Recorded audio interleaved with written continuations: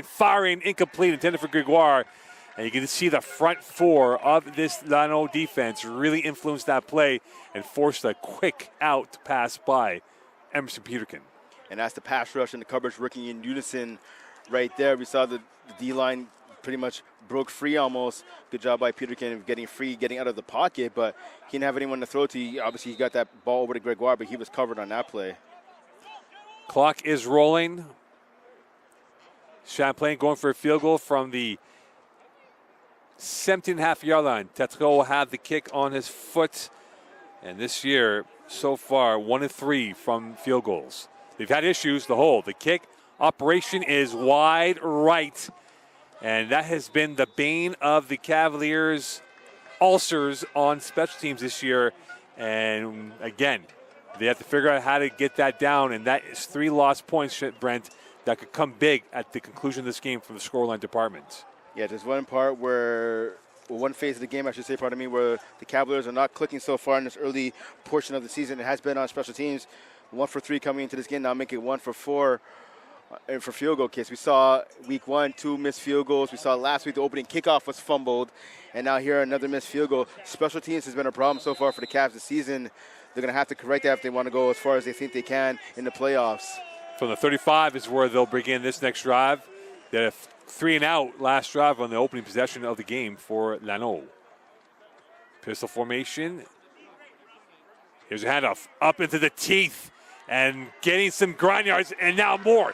First down and more to the near side they come. Beautiful block plus territory, and that will be a massive run for Malouin, who puts himself close enough to 300 yards for the season, but a Cavalier-like burst by him to break through the first 2 lines of defense from Champlain. And that Cavalier-like burst you talked about, Mo, that's by Malouin. It's courtesy of, I counted 3 missed tackles right there. And we talked about, at the top, Caleb Sassy, one of the starting linebackers for this Cavs squad, out tonight due to injury. And that's where you feel the effect of his loss right there. 3 missed tackles, 1 at the line of scrimmage, 1 about 5 yards deep, and then another one about 20 yards downfield for the Cavs. Malouin, the exception to the rule of greatness, and he is definitely one of the best on this roster for Lano. And another handoff, trying to sneak their way through, and this will go for maybe 1, if not 2 yards. And not much gain on that play for Lano. This time from number 22, and Olivier Briette, who gets his first touch of the day. He has 28 carries for 133 yards, so they had that bounce attack of the running game with Briette and with Malouin. Yeah, good gain tackle right there by Mashonis, and he was joined by Ogello there making the tackle, the linebacker. And that's what's going to have to be. Sometimes it can't just be one person making a tackle. You're going to have to rely on a teammate to help you out. And a good job right there by the Cavs of making that tackle, showing some togetherness there on defense. 6:05 left in this first quarter, 2nd and 9 from the 49 of Champlain. Lecourt rolling to his left. He's got time. He's firing to the corner. And a great catch by Lano. And a first down or more as they had a breakthrough on Lavasseur. Caught by number 1 Vincent Therrien, his 7th catch of the year. That puts him well over 90 yards for the season. Yeah, I'm not sure what Lavasseur was doing there. He had the perfect coverage. You can't ask for better coverage than that. He was right in the back pocket of the receiver. Just he has to come up and make a play. He has to jump up and back down that ball. Therrien, good job of positioning. But again, Lavasseur was right there to make a play on the ball. Unfortunately for him, though, he didn't. It was a disjointed coverage by Lavasseur, and Therrien took advantage of that play. 1st and 10 from the 23 with 5:18 left in this first quarter of play. Lecourt's got motion now towards the left, and a timeout will be called by Alexander Fox. Did not like what he saw. It took a little bit longer than normal for them to get the play off. So they recalibrate, go into the huddle and talk about it again. But right now for the Cavaliers, Brent, Lano has demonstrated on this drive they can do it through the ground and through the air as they've kind of opened up the Cavaliers' defense. And that's what you saw right there on that last catch there by Vincent Therrien, number 1 for Lano. We saw the previous play where we had that big run by Malouin. That opened up the passing game, right? And the linebackers and some of the halfbacks, they bit down on that play action fake, that fake to the running back, pardon me, and that opened up the passing lane. And we saw right there a nice throw from the QB right there, again to Therrien, who out-jumped Lavasseur for the ball and came down with it and obviously created a first down in this new set of downs on this drive for Lano. 5:10 left in this first quarter play. Brent Bach and Mo O'Connell on Cavaliers TV. 1-0 lead for Champlain over Lano on a missed field goal by Tetro from about 17 yards out. It went wide right, but right now Lano is looking like they're poised for points as they're entering that neck of the woods of the red zone as they're marked off at the 23-yard line. Plenty of real estate to work with on this possession coming up here for Lano. And now the second receiver to the left of this offense for Lano is number 5 in Gujugu. And Lecourt waiting for the snap of the football. Handoff. And up the guts. And that will go for about 5-6 yards. And that was Briette who came through and saving the day on that tackle was Ogello, who's been magnificent for Champlain on the first 2 drives. He has been. Again, the right side of the Lano offensive line dominating so far on this drive. It's a good run blocking up front, not only creating a hole, but getting to the second level as well. 7 on the gain, 2nd and 3, 4:42 left in this first quarter of play. Lecourt's got 2 in the backfield. Briette's still there. He's got a 2-by-2 receiver formation to work with. Champlain's got a blitz look from everyone hugging the line. Lecourt stepping up, going to the right side, through the hands, and almost picked off. Lavasseur was looking for the hit, and the ball went through Briette's hands, and that could have been going for 6. Oh, you have to feel bad for Lavasseur. I mean, so far in the first quarter, it's not as nice. So far, he had a long pass that he gave up where he had a chance to make a deflection, and he had to pick right in the chest right there. You can't blame him too much on that one. Again, he's expecting the receiver to make that catch, and he's getting in position to come up and make that hit. But he would like to see just a bit more awareness right there of where exactly the ball was. You can't just assume the receiver's going to catch the ball all the time. It was a heart-and-mouth moment nearly for Lano on that potential interception. Lecourt. Another handoff, Briette to the right side. Smuggling and negotiates himself up, flagging the play. And we'll see who this will go against. And this will go against Champlain. And once again, the bane of Champlain's existence is unforced penalties that happen during the play, and they get called for UR. Yeah, that's fortunate right there. We saw a strong run by Briette. That's going to add a couple more yards onto that run with that penalty. But you have to like right now what Lano is doing. Again, missing in the run and the pass. And they're running hard. The offensive line, again, we talked about the line of scrimmage. They're dominating so far, at least on this drive at least. First drive, went to the Cavs. Now round 2, or drive number 2, if you will, is going to Lano right here. And they're opening up holes, especially on the right side of the offensive line. We see the 2 big boys up front on that line in Brazeau and Corbet having an array right now. Their launch of the first attack lacked any ingenuity, but right now they're at the doorstep scoring 6 points with 3:45 left in this first quarter play. Briette in the backfield, 3-pack to the left of Lecourt. Play action, look to the left, and that was nowhere, but 3 black shirts hovering around, and Campta was right there, the closest one to the ball, and the front 4 for Champlain influenced that play on a quick pass. Yeah, that's Elliot Levasseur, the linebacker, coming in on the blitz right there from St. Julie, right off the edge. Good job by him. So I talked about a few moments ago, he had a dropped interception when he made up for it right there by causing the quarterback to get rid of the ball early. And now they'll bring in a little bit more heavy as Felix Lapointe will come in for number 6 in Paquette. And Lapointe now will be the fullback. And he's parked to the right of Lecourt. 2nd and 1 for Lano. Lecourt. Handoff, Briette. Touchdown, Lano. And a perfect project on that drive ends up in 6 points for Lano, and they're up 6-1 with 3:17 left in the first quarter. Yeah, they tried to go for the pass on the play before. That didn't work, so they said, you know what, let's go back to the run. That seems to be working just fine. Good job once again by the offensive line, clearing the hole for the running back. He's able to dive right through it, picking up the touchdown. Well, in this game of chess, they checkmate Champlain on this drive, and now, pending the extra point, they will be up 7-1. So Champlain down 6, great response. And there is a flag on the play on the far side. But they come back, and you talk about missed points here, Brent. That missed field goal by Champlain cost them essentially 4 extra points as they gave up through the touchdown to Lano right now. Yeah, I mean, the missed field goal did hurt Champlain. I mean, they were able to get 1 point out of it instead of 3. Obviously, they were hoping for the 3 instead of the 1. But that shouldn't take away from the fact that the run game for the Lano pretty much just marched all the way up and down the field, with the exception of that one pass caught by Terrien. That was only deep ball that entire drive. It pretty much was the run game, just pretty much having their way at the line of scrimmage, just dominating both running backs, really, especially Brigette obviously getting the touchdown at the end there. So the Cavs right now, what's going to be key for them when they get back on the field after this offensive drive here, obviously the Cavs looking to score here, but when they get back on the field defensively, is what adjustments can they make defensively to prevent the run game from dominating as it did right there in that drive by Lano. Campbell and Bentley are the returners. Bentley on the far side, Campbell on the near side. And could they find a little bit of ingenuity now on this potential return here? We saw, as Brent made the point before earlier in the broadcast, Bentley had a punt return. That was the backbreaker against Shawinigan. And right now, this isn't Shawinigan they're facing. They're facing one of the top teams in Division 3 in Lanaudière. And they're down by the score 7-1 with 3:17 left in this first quarter of action. So Lano will kick this ball off. They're starting to fizz a little bit here, the Tirade of Lanaudière.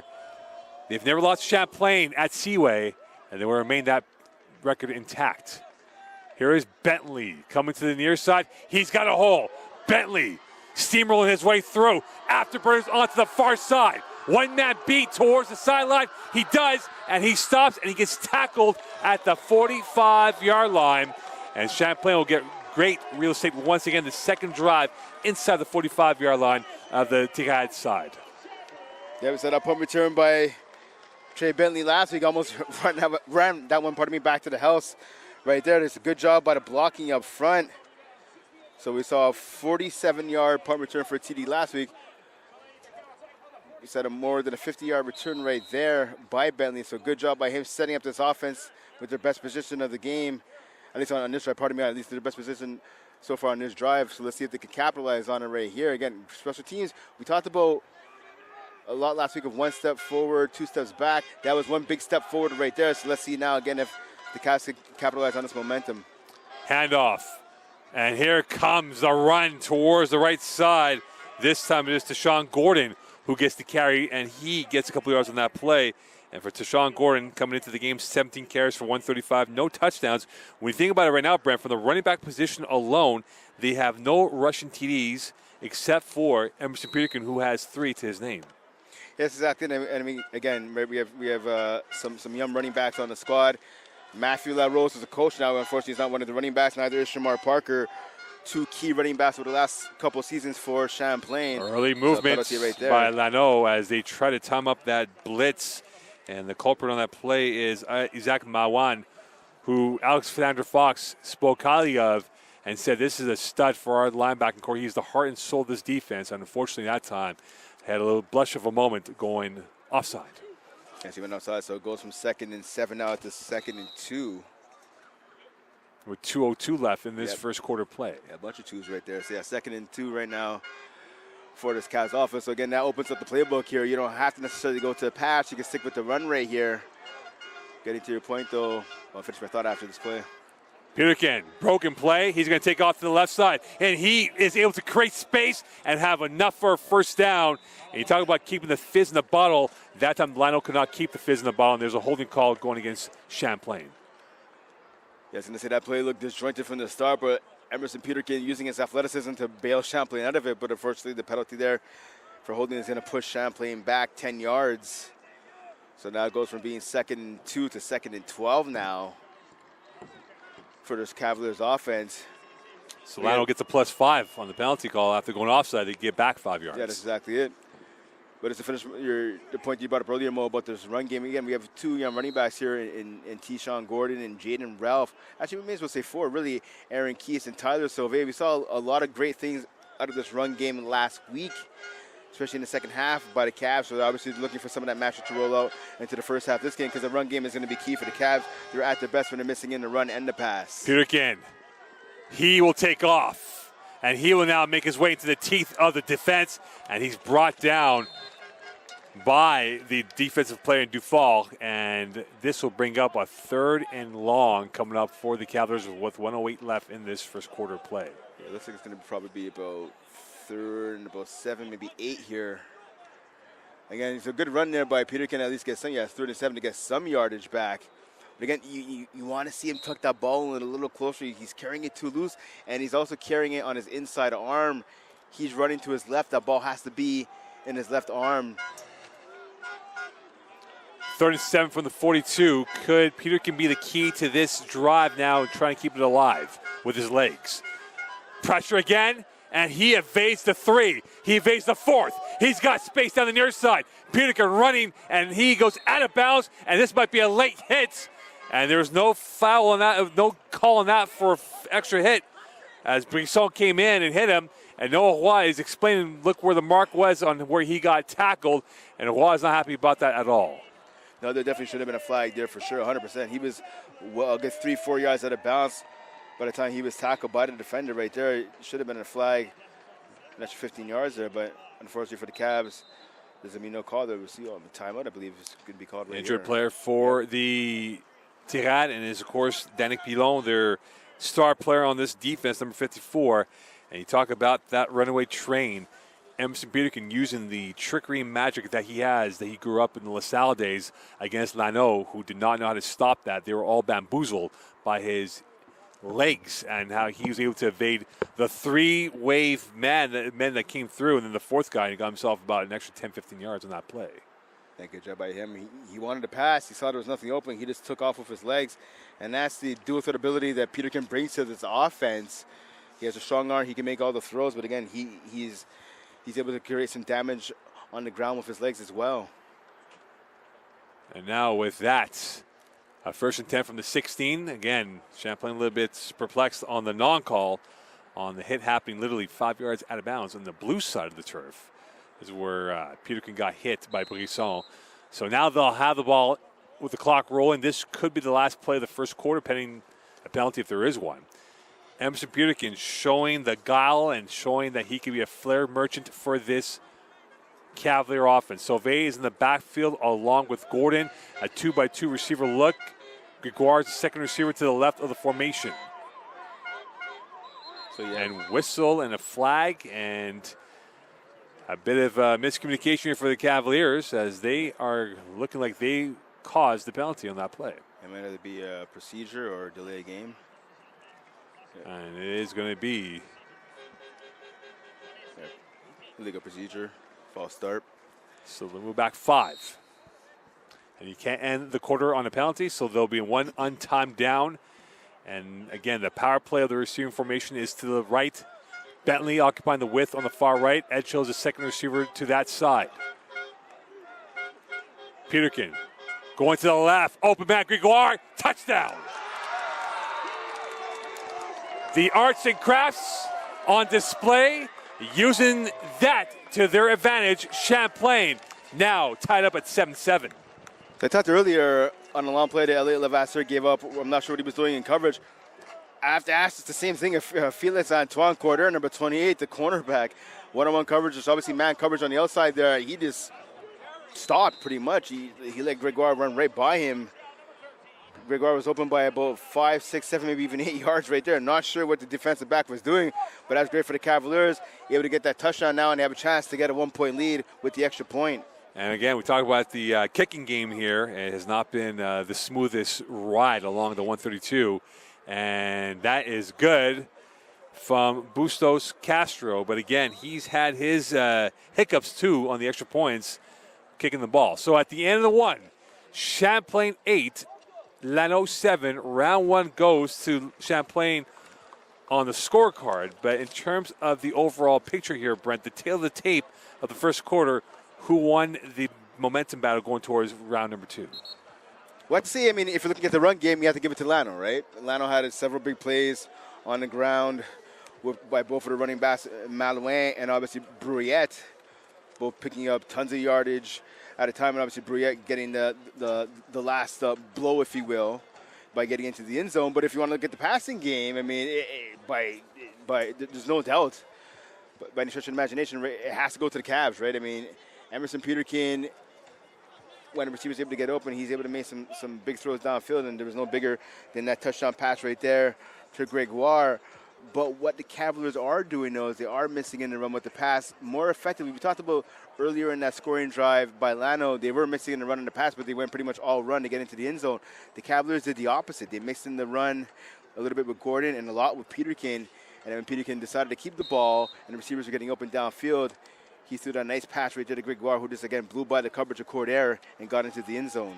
Well, the apex predators in this game, Emerson Peterkin being one, and the running game for the Tirade being the other, have been on full display. This is now returnable on the near side, and this will be brought up ahead towards center field. Open space now, and trying to get up ahead towards the 35-yard line was Aliman, and this will be their opening drive of the second quarter for Lano. And Lecourt had a good drive, kept it basic, kept the game managing forward here, and now we'll see what they do on this next drive here for the Tirade, who are down by 1 with 14:53 left in this first half. So again, we talked about when the Cavs started their offensive drive. I wanted to see what they were going to do once their defense got back onto the field. So let's see right here. The big guys up front are going to have to control the line of scrimmage after they were dominated in the latter half of the first quarter. 3, now 4 to the right of Lecourt. Here's a handoff, and that's going to go up ahead, and both using the strength. Lavasseur bringing down the big hitter in Malouin for probably 4, if not 5 yards. It'll be second down coming up here. And you talk about the freshness and the freaks out there for both teams. They have freaks on both lines of scrimmage, and that opened up wide for the O-line for Lano. Yeah, I guess now I talked about the right side of the O-line dominating for Lano. Now it was the left side at that offensive line. So let's see the big boys up front for the Cavs are going to have to respond. 14:08 left in this first half. Lecourt, handoff left. Lovely footwork and a lovely run coming through from a lovely player in Malouin, showing why he's one of the best players in Division III with a decisive touch and move, and got the Lano offense a first down. First down, yeah, we saw right there. That's Youssef Habib, Lopez Rayon, and Emile Marchand-Beaulieu. The left guard and the left tackle, respectively, for Lano. They're having their way right now at the line of scrimmage. The Cavs now going to a 3-man defensive line here, getting an extra linebacker on the field to stop the run. Jet sweep to the far side, and an open space now, plus side. Away they go, and tackled at the 43-yard line is Vincent Tarien as they use the jet sweep to their advantage, and they get that going through. And for him, that's his first carry of the season, and he went for a big run for the Lano Tirade. Yeah, right, that is his first carry of the season. And you have to imagine Lano's going to go back to that more often. A big gain right there by Terrier on the ground. And you talk about Lano so far, their last drive and a half, they've had free will against this Champlain front seven. They've not been able to control or contain, let alone control, this Lano attack. Lecourt's got a 2-by-2 receiver formation. Terrien, the formation mover, now to the right. Lecourt, plenty of time. Firing, open far side. And tackled just shy at the 30-yard line is a first down for Lano. And this time, gain of 13 for Lano, caught by Khalid Azouzi. And for him, the big man, that's his 14th catch. That puts him over 110 for the season. Yeah, good catch there. And he survived a big hit there from Pepe as well. Pepe bringing the lumber on that takedown. Bringing the receiver down to the ground aggressively, but a good job by him of hanging on to the ball. Ice cool veins right now for Lecourt in the pocket. Had all day. Could have made himself a sandwich, gone to a movie, and still would have got the first down, which he did. First attempt from the 31, 12-13 left in this first half. 3-pack now to the left of the formation. Champlain blitzing. Hitch caught. And this is going towards the near side to the far side. And it's nothing but a cul-de-sac, and brought down was Aliaman, and he went nowhere. The blocking was not there for him, and you can see the frustration. It's his 14th catch of the year, but that went for negative yards, it appears. Yeah, Aliaman went too many moves right there. He would have been best just trying to bring that ball to the outside and picking up what he could. He decided to dance a little bit and try to bring that ball back towards the middle, where a bunch of black jerseys were waiting for him. Bad move right there by the wide receiver. Loss of 6 in that play. 3-by-2 receiver formation for Lecourt. 3 down lineman for Champlain. Looking to the left, throwing one, and that's a one-hopper, and this is going to go incomplete. And that was intended for Paquette. And again, the extracurriculars from both teams on display right there. You saw Lopez Rayon along with Goose Fontaine going at it. And now coming to the game is Thomas Batten. He'll come for Goose Fontaine, beg your pardon. Batten having to sack his first of the season against Shawinigan, and perhaps bring a little bit more speed. 3rd and 16 from the 37 for Lano. Lecourt. Screen pass right side. Malouin.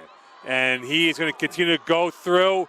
And you can see he worked out his legs on Thursday because he got himself an extra few yards. It'll be short of the first down, but they're now in that position, Brent. Do you go for the field goal or go for it on 4th down?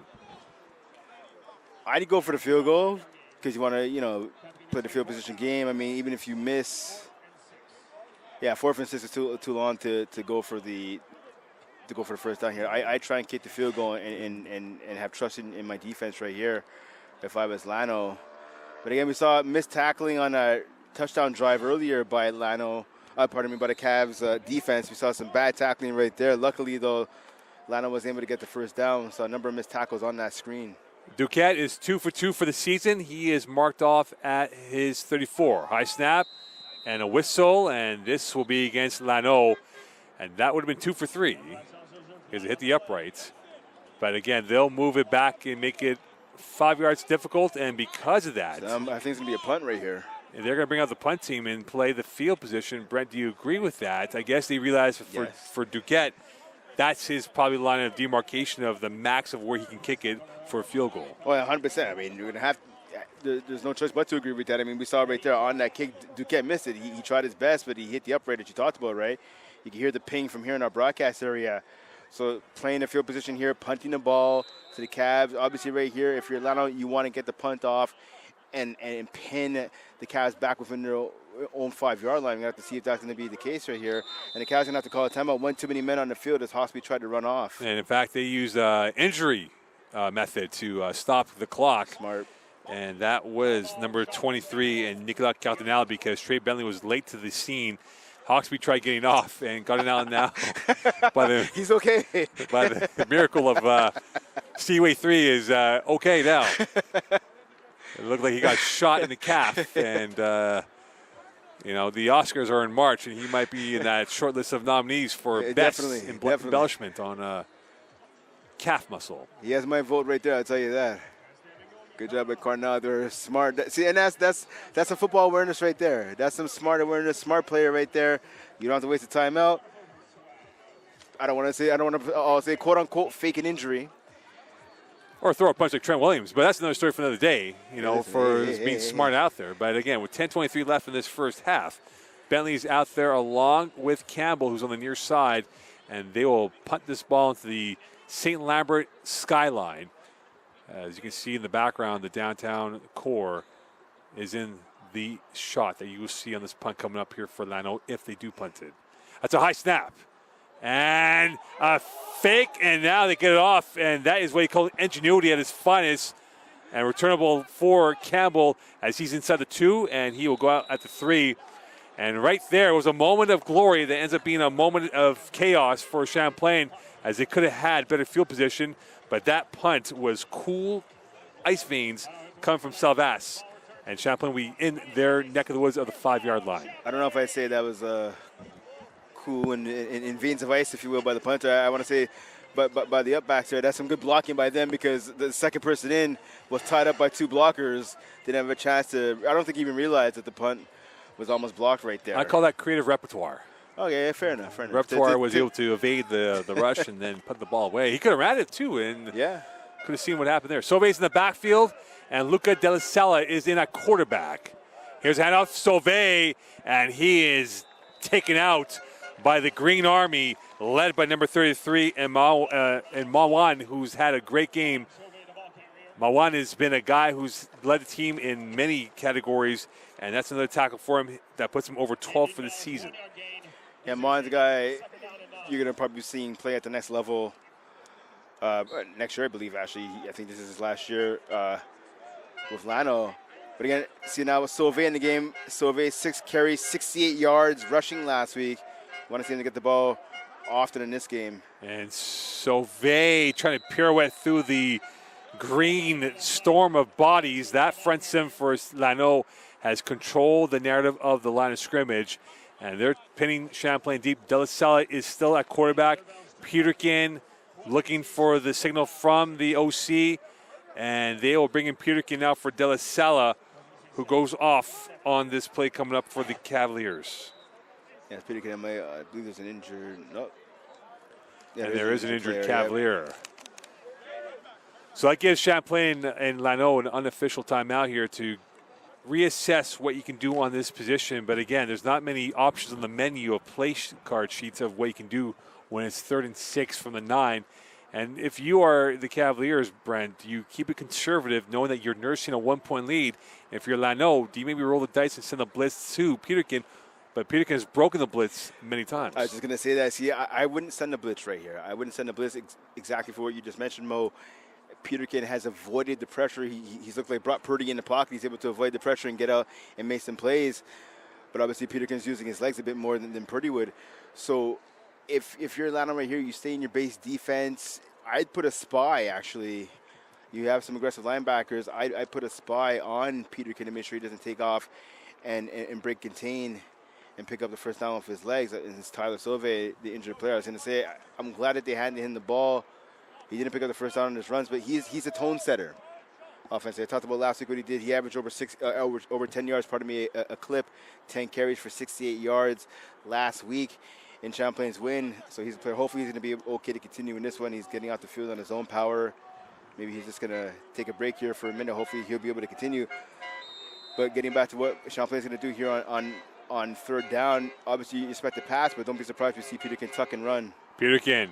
Pressure. That ball is deflected, caught by Bentley in stride over the middle. First down and more, and he's brought down by the secondary of Lano by Coder. But that pass was deflected, but Bentley kept his concentration and caught that ball, and a key mark of where the football field is for a first down. A great catch right there by Bentley again. And it's so hard as a receiver when the ball is tipped to maintain your concentration on the ball. We saw 114 yards last week as a receiver for Bentley. Picked up a couple there. And seen another injured Cav. I'm not sure who it is, though. It appears to be Tetro, yeah, who's down right now. And for the Cavaliers, again, they are down. Frederick in the receiving corps. Sauve is on the sideline, looked at by the training staff on the team bench. And they have not had a healthy receiving corps that have all played together at the same time. You think about the fact that you have Trey Bentley, Frederick, Jaden Edgehill, and Gregoire. They've not played together at all at the same time. One has been suspended, one's been injured. But that's it, yeah. It's been that case this year. And in and out, yep. In and out the lineup. We saw, week 1, Gregoire was hurt, and then he was suspended last week. We saw Bentley, he didn't play game 1 either. Saw tonight, obviously, Frederick is hurt. So you have to imagine when all these guys are able to get up and get healthy in the second half of the season, you expect the Cavs to make the run there. Because, listen, there's a lot of talent. The receiving position is not lacking talent on the Champlain Cavaliers squad, and that speaks to the recruiting of Charmaine and his coaching staff. So congrats to them. But again, it's just getting these guys all on the field together. Treto, another talented receiver. So again, you have to imagine in the second half of the season when all these guys are able to get healthy and to get together, you have to expect them to do some damage. But right now, as I talked about, right, with this team, regardless of whatever position it is, it has to be next man up mentality. The talent is there. Just getting this talent to get onto the field at the same time for Champlain. First and 10 from the 29 for the Cavaliers. Edgehill is the second receiver to the right of the formation. Lano's got 7 in the box. Handoff and through the jungle, and that is going to go for about 4 or 5 yards. And this time it is Jaden Ralph in on the carry. And you can see the rotation of Ralph and Gordon happening so far. And for Jaden Ralph, that's his 18th carry. That puts him over 55 yards for the season. I like Ralph. I'm a fan of Ralph. 3 carries, only 16 yards last week. 6-yard pickup right there, and that's, I believe, the longest run of the game, I believe, by the Cavs so far this evening. And I would say Ralph coming to the bench. A good, strong run right there, picking up 6 yards on first down. Now 2nd and 4. You have a ton of options. You can go with the pass. You can stay with the run. Good run there on first down by the Cavs. Blitz from Lano. Peterkin dancing, still dancing. Going to his left, looking, throwing, and that play was not going to happen for anyone as Bentley was in the area. But Emerson Peterkin playing with fire, thrown with fire, and could have been burnt by the fact that ball was very loose in his hand with that green wave coming at him. Again, yeah, he needs to carry the ball a little better, protected. I mean, he hasn't fumbled yet, luckily for the Cavs. But I like what I saw right there out of Peterkin. Listen, he ran to his right, there was nothing there. He looked over the middle, there was nothing there. He ended up running to his left, and you know what? That's basically a throwaway. He threw the ball in the dirt, realized nothing was going to come out of it. Don't put the ball in harm's way. Don't throw the ball recklessly over the middle or across your body or down or deep. Throw it away, and that's what he did right there. A smart play by the young quarterback. 3rd and 4 from the 35. Peterkin dazzling his way past the far side. And now he's taking off, and he's going to be very close to a first down. And he was brought down by the front four of Lano. And this will be a fourth down coming up here, and this might be 4th and 1, if not 4th and a long one. Looks like a long one, maybe 2 at the most. And they will bring on some big heavies here, Lano. They'll bring on number 94 and Zachary Brassard, who will come in, along with number 51 in Ludwig Duguay-Malette. And this will be a 4th and 1 from the 38. So this is a test of fiber here for the Cavaliers. Are they going to draw off Lano, or are they going to go for a timeout call on the football field? There is an injured player, and that is Pilon, who's hurt for Lano, as Peterkin goes to the sideline to get the last calls coming in here. So this is a big moment in this game here, the big landmark that could perhaps decide this game's overall look here, Brent, because Champlain missed a field goal. They're up by 1. They hit this potential 4th down conversion. They keep the ball for another 2 more minutes and keep this very hot Lano offense on the sideline. And that's exactly it. I don't blame head coach Champlain for going for it right there. You have the momentum. You want to keep on riding that wave. And now, so it's 4th and 1, right? So you have the option of handing it to one of your running backs. You can hand it to Gordon. You can hand it to you can hand it to Gordon. You can hand it to one of your backs. Or, you know what? You go with the quarterback sneak right here. You have a quarterback who's long. You have a quarterback who's athletic. In Peterkin, run it right up the gut, run it right up the middle. 4th and 1 from the 38. Could the GPS find the first down in their search? Peterkin under center. QB sneak. They're going to gather. They're going to push to the left side, flagging the play. And you can see the takedown by Lano on that play. The Cavs are saying right now it's on Lano. They believe it's encroachment on the defense, offside on the defense, and I believe that's going to be the call here. And they try to go for the tush push that has been made famous by the Eagles. Hurts, yep. And because of that, it will be a punt coming up for the Cavaliers, as that is going to go against Champlain. As Lano, a delayed reaction on that celebration, and they'll move back 5. So the mental error again being a backbreaker for the Cavaliers on this drive, making it 4th and 5 with 6:11 left. So again, I like the call. Again, I have the same quarterback sneak the entire time, and that's exactly what they ran. Unfortunately, again, the early jump, let's say, by the offense caused the play to go offside, so that's hence the punt right here. But I like the thinking and I like the aggressiveness of the Cavs and their play call. Takes a 1 hop on the run. And this will be tackled inside the 54-yard line. So Bustos Castro punting about 20 yards per. And Vincent Tarien was able to get about 7 on the return. And now Lano will have the ball from the 54.5-yard line of the Champlain side of the field. And we've not spoken much of the Lano offense because they've been on the sidelines for pretty much the bulk of the second quarter. And that seems to be the game plan right here by the Cavs, right? I mean, you get the ball control offense, right? You mix in the run, you mix in the pass. Ideally, you want to get some points at the end of that. But again, you keep this Lano offense on the sideline. The Crow's got a 3-pack to the right. Jet sweep, left side. Tarien taken down.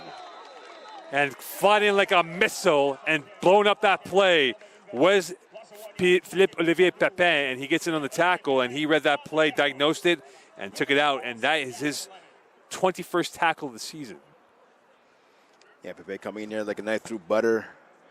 So he said Tarien, first time they ran that jet sweep, went for a lot of yards. Tarien got the first laugh. Pepe gets the last laugh right there, shutting down that play for a loss of 1. Showing great instincts on that play. It'll be a 2nd and 11, a loss of 1 from the 55. Looking like Fred Warner there. Nicole, handoff. And taking for about 4, if not 5 yards, is Lauzon. He was brought down by Lightfoot. And this will be a 3rd down coming up here for the Lano offense. as Anthony Lightfoot gets in on the stats department, and he gets his 7.5 tackle of the season. So I talked about Pippen looking like Fred Warner on that first down. Second down right there. Lightfoot looking like Drake Greenlaw. Not only with the speed, but the aggression right there on defense, stopping that run pretty much in his tracks. And Lauzon, Malouin, big part now in the backfield. Lecour has time, throwing one through the hands. It might have been deflected by Lavasseur, and that was intended for Therrien. But again, there was a triangle of black uniforms hovering around that play, and that could have been a complete disaster for Lano if it went towards the hands in black. I tell you right there, if you're wearing a green jersey, you might be thanking Lavasseur for batting on that ball, making that play. Because I'll tell you what, who was waiting, number 2, Lavasseur's teammate in Jason Mago Camta, he was waiting to make the INT right there.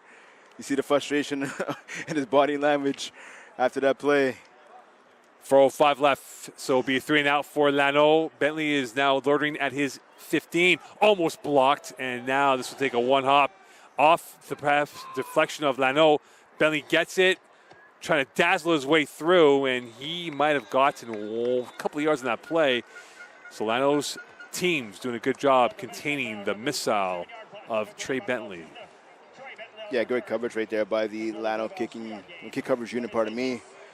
So number 50 was in there, and Alexis Savard, he was joined there by, I believe that was number 28, Felix Antoine Cordair, making a special teams tackle for Lano. Short return for the Cavs. 3:51 left, 26-yard line is where the ball is marked off here for the Cavaliers. They've been held in park the last couple of drives. And now can they find their verve once again? And coming late into the equation is Gordon. Tashawn Gordon now will move towards the left of, or now to the right of Peterkin. Good news is that Sauve's back in on this play. And this is a broken play, flagging the play. And Peterkin will have to eat it, and he is sacked for a loss. And he's brought down this time by the front 4 of Lano. And this is a quick sack. We'll see what the call is, and this might be going against Champlain. Yeah, that's about the third time, I believe, this game we've seen a Champlain player running late onto the field. I mean, and that has to be on the players. Listen, I know they're excited. It's Friday Night Lights here in Seaway. They're excited. And again, this is a big game. These, regardless of the records, this is arguably the 2 best teams in the Southwest Division. But you got to know when you're on. You got to know what the package is, what the play colors. To see a penalty against the Cavs, driving them back, and this is not what you want to do offensively. Listen, there's under 3.5 minutes remaining here in the first half. You have the ball in your hands, so you have a chance to extend your lead now. You're only up by 1, but a penalty drives you back that much closer to your own end zone, and that much closer to a punt. So the Cavs, the players, they have to know what's going on. I know they're excited right now for a big game, but they have to know what's going on. They have to know who's on the field and who's not. So they'll move it back. Battle here, make it 1st and 20 from the 16 with 3:19 left here. We're 19 seconds away from the 3-minute warning. And right now the warning shot has been sent by the Lano front 7, how they controlled the line of scrimmage against Champlain. Peterkin trying to make up for the lost yards. Gregoire catching near side. And he is going to be brought down. Flag on the play. In on the tackle was William McNichol along with Coder. But that might give Champlain a first down and yards to work with. Yeah, it's going to be horse tackle. I believe that was number 52. You can see even from here in the broadcast area, Gregoire made one move on the sideline, did another, and then he was grabbed pretty much. Antoine DeLille. Yeah, DeLille, yeah, you're right. Yeah, he was grabbed right by the back of the neck where the shoulder pads are. That's always, it's going to be a horse tackle. It's going to be a penalty every time. So another 15 added to it, and now the Cavaliers with 3:04 left before the 3-minute warning will get some more yards. Emile Gregoire looking very sharp today after having an unexpected week off due to a punch he threw against Victoriaville. 3 minutes left in this first half. Peterkin going to the right, and there was a communication default right there with Tetreault and him, and they weren't on the same phone line, and that is going to be a 2nd and 10 coming up for the Cavaliers. Yeah, 2nd and long now, so we saw a pass attempt there by the Cavs. They had a 3-minute warning right here. So 3-minute warning called. Champlain, Lano in a boxing match right now. 8-7 lead on the points for the Cavaliers. And they're going body blow after body blow. And you would have to imagine that knockout punch to the jaw of one of these teams could be the one that wins it here, depending on how this plays out and how close it's been so far. Yeah, definitely. I mean, right now, it might be a little too early for the knockout punch, but we passed the feeling each other out stage. Right now, both teams are landing some blows, landing a couple of jabs to the ribs, some jabs to the stomach, right? So you're setting each other up for the knockout blows in the coming fourth quarter. Right now, the question is going to be who's going to land that blow, right? We've seen both teams show some positive things offensively, but we've seen a lot of punts. We've seen a lot of undisciplined penalties by both squads as well, right? Two defenses have showed up, though, here this evening at Seaway. It's just you have to wonder now are the offenses, on both sides going to be able to match. 2:55 left in this first half. 8-7 lead for the Cavaliers over the Tirade. Brent Bach and Mo Khan on Cavaliers TV on a Friday night, the third home game for the Cavaliers. They have one more home game left before their season wraps up. They will travel to Drummondville next weekend. They won't be back for a month at Seaway. And this is going to go for a couple yards, and courtesy of Gordon, and he was met with an autograph by Salvas as he came in, storming in for the tackle, and Salvas already with 11 tackles and one TFL for this season. Yeah, minimal pickup there, 1, maybe 2 yards on the play. They're calling it a gain of 3, so 3rd and 7 now. Again, you still, despite the minimal gains right there on the run, you still have to stick with the run. You still have to keep the defense honest. And again, you never know when you'll be able to hit it, right? You get the linebacker shooting down or a safety or the halfback shooting down. You can be able to take your shots deep, but you need to stick with the run. Man-to-man for Lano. Peterkin going deep. Edgehill, a stride. Edgehill tripped himself up, and he is in at the 10-yard line, and he knows it. It was a moment of glory that ends up being him tripping himself up on the field.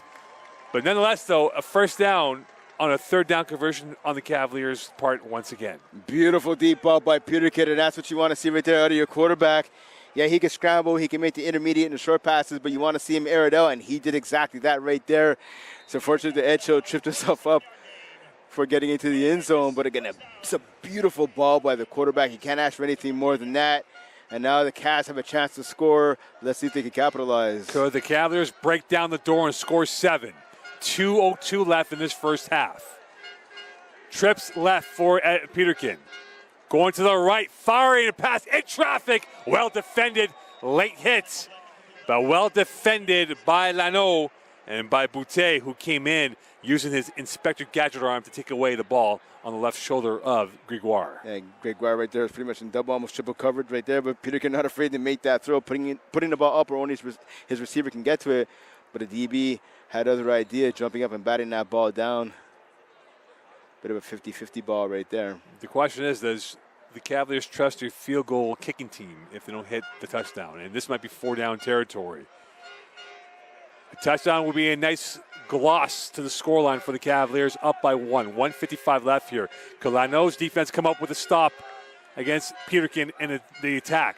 Pressure now, and he's going backwards. To the left he goes, and away he comes to the 10, 5, out of bounds. Wow. He was dead to rights, and he smells like roses on that run, on that play by Emerson Peterkin. Emerson Peterkin doing his best Lamar Jackson impersonation right there. There's about 3, I believe, even 4 defenders right there ready for the sack. As soon as he ended up twisting backwards, I was like, oh, boy, he better throw it away. The words were about to come out of my mouth. He proved me wrong, spun pretty much to the opposite side and to his left, ended up darting down the sideline. So he ended up picking up, I believe he had 9 yards right there, 3rd and 1. He picked up 9 yards when he should have been sacked for a loss of about 7, maybe even 8. 3rd and 1 from the 4. 1:46 left. Edgehill now in the backfield is Sauvé. Gregoire is the second receiver to the left. Lano's packing that line of scrimmage. Firing open, popped in the air, and that would have been a touchdown. Gregoire, heart and mouth, and he was caught in 2 minds. And this is now a moment here for Champlain. Does he go for 3 or does he go for 7? I'll tell you right now, Lano's is sending in some big boys up front. They know the Cavs aren't going to keep the field goal right here. Cavs adding in some more bodies as well. as they bring in number 95 in Dean White. Dean White's in there. We see number 33 coming in there too. And they are going to go for the field goal here. So they're going for the field goal now. A bit of confusion now for Tetreault, and this is now a test of nerve for him. Heart pounding the back of the ribcage for Tetreault. This is a chip shot in theory, but again, they've had issues here for Tetreault. Again, Brent, you talk about his kicking this season, not so great. He's 1 of 4, and now he is 2 of 5. 2 of 5, and that is a 11-7 lead. In a way, though, this is a win for Lano because they gave up the big play, and they come back with a punch to the jaw to keep this a 4-point game and a 1-score lead going with 1:38 left in this first half. Oh, that's definitely a win for them. Listen, they gave up the long play to Edgehill, which really should have been a touchdown. And then we saw, again, that death-defying run right there by, I was about to call him Lamar Jackson, by Emerson Peterkin. He almost ratted into the end zone. So the fact that Lano only gave up 3 points as opposed to 7 is a victory for them. But the Cavs still have to take solace in the fact they were able to get some points out of that drive, and more importantly, a little bit of confidence in their special teams. That third phase of the game has been anything but special for the Cavaliers so far this season. The fact that we were able to successfully get the 3 points towards the end of the first half has to be a big bonus for them. 6 lost points for the Cavaliers so far in this first half. Lecour rolling to his right, has plenty of time, throwing in stride, picked off. And away go the Cavaliers, picked off by none other than number 22 and Blanchard, who was at the right spot, right time. And now the Cavaliers get one more crack with 1:25 left in this first half and a chance to add more points and putting Lano a little wobbly at the legs. And we talk about momentum, and the Cavaliers have it all right now. Big INT for the defense, and we see a lot of the defenders running back to the sidelines. They're all excited, and you can't blame them. Great job by the Cavs defense, causing a turnover, giving their team another chance to add on to their lead. Again, as you talked about, 1:25 now remaining in the first half.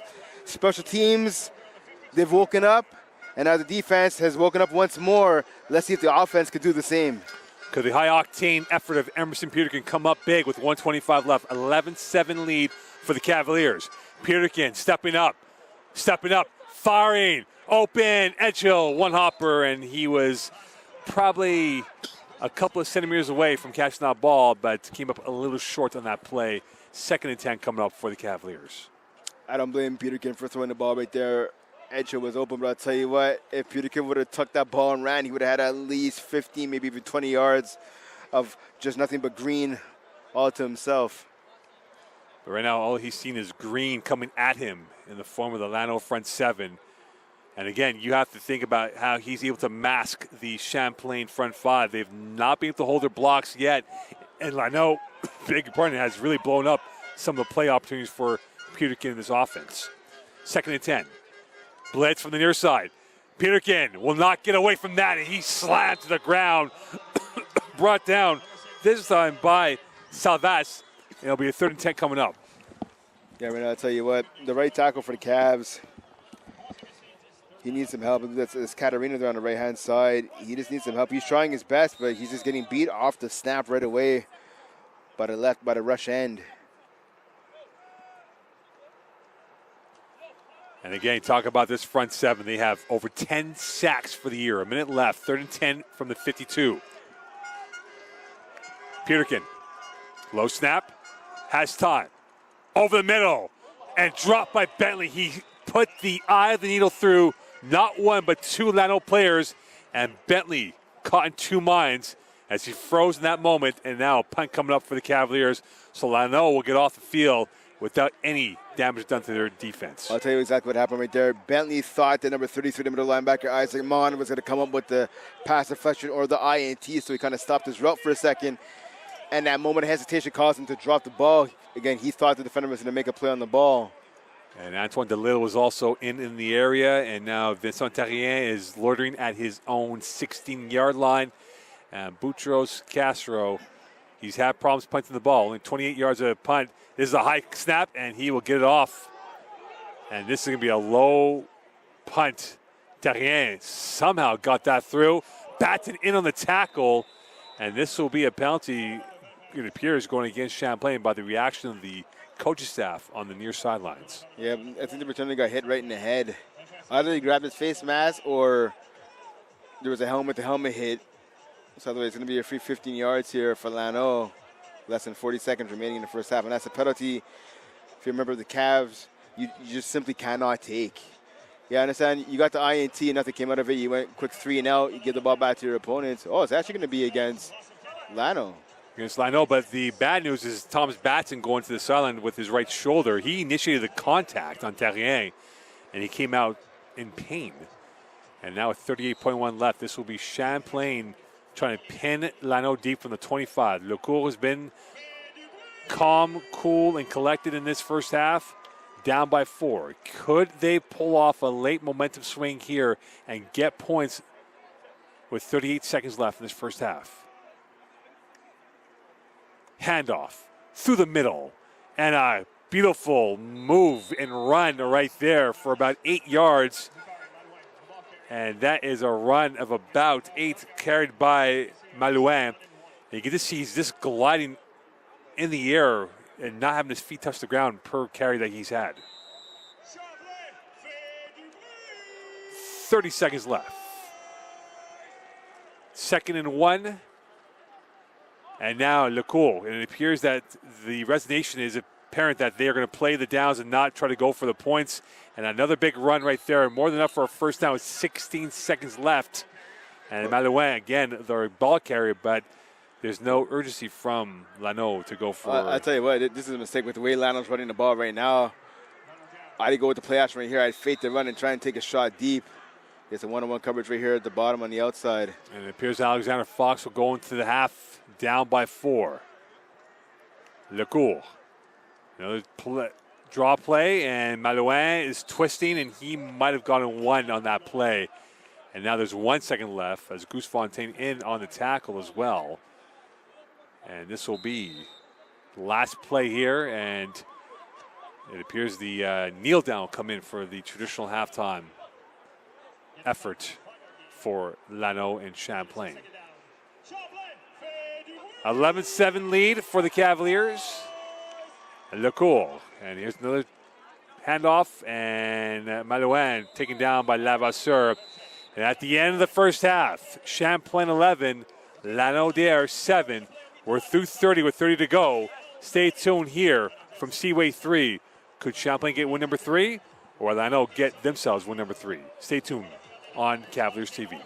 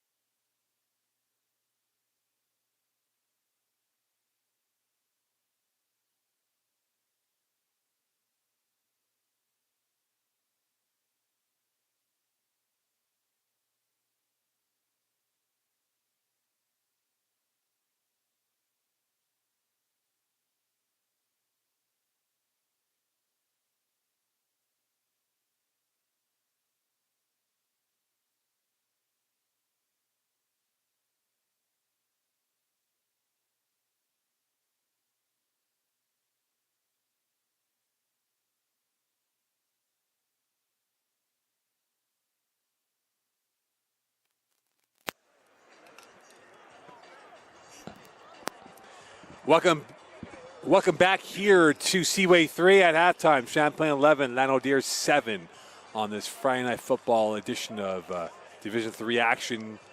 And we're at the halfway point, Brent, of the season. We're at the halfway point of this game.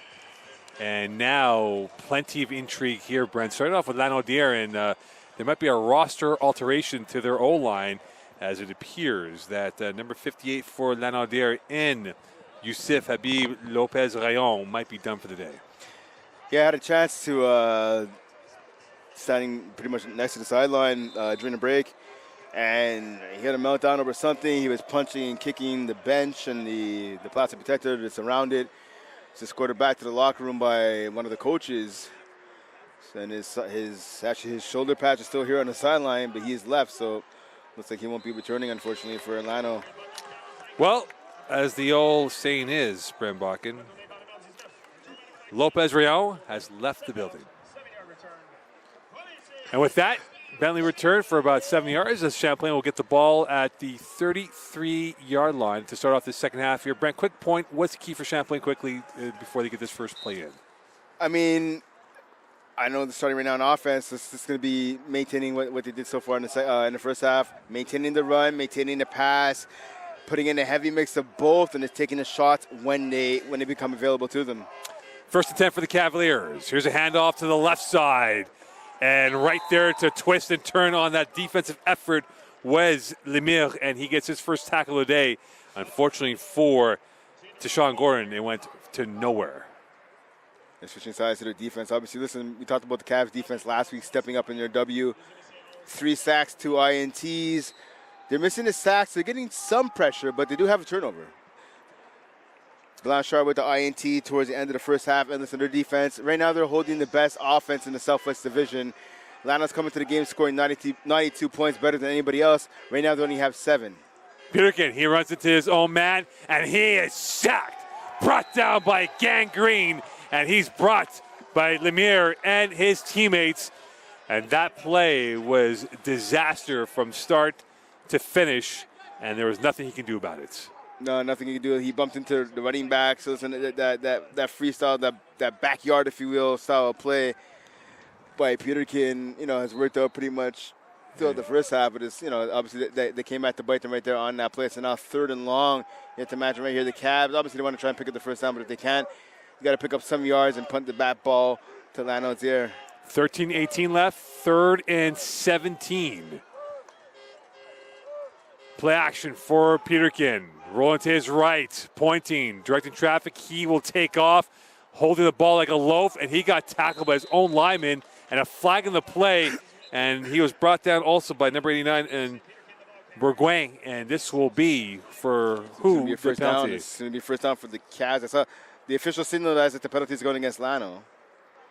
And that will skunk the whole process here, Brembakken, as I think there's a skunk. Yes, there has to be a skunk loose because we can smell it up here in the broadcast area. I think we're okay up here with no skunk around us. And because of that, it will be a punt coming up for the Cavaliers. And we talk about the escapades, the travails of Patricio Bustos Castro. You would have to wonder now, the adjustments that Lano has made on their punt return team, they might get one of these punts because it's a low kick that he has that has only gone for 28.5 per kick.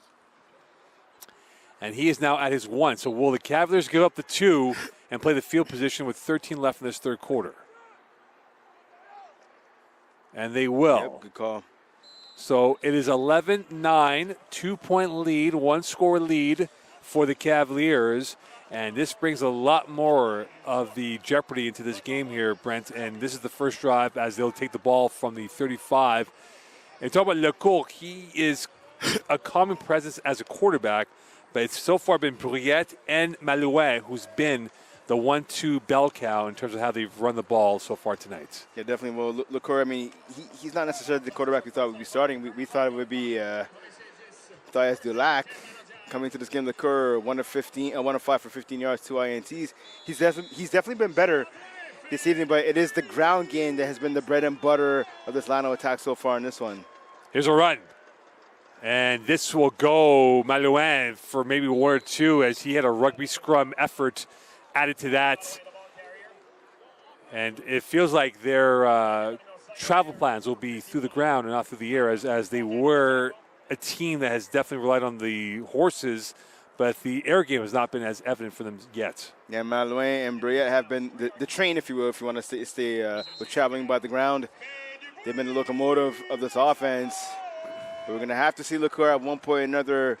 He has one deep pass so far, but you have to imagine he's going to have to dial up at least one or two more if they want to come into here with the W. Blitz from the Cavaliers, perfect protection, going deep center field, and that is going to be deflected, intended for Terrien, and that is a PD coming for Blanchard, who has been everywhere. He has been a menace, tackling and playing coverage as he's done so well this season. So I tell you what, Blanchard did extremely well on that play, and why he didn't get flagged for pass interference is he did get in the way of Terrien, but Blanchard, by jumping up and playing the ball, eliminates the pass interference right there, because he did cut off the receiver at the top of his route. But again, he has equal rights, just like the receiver does, to get to the ball.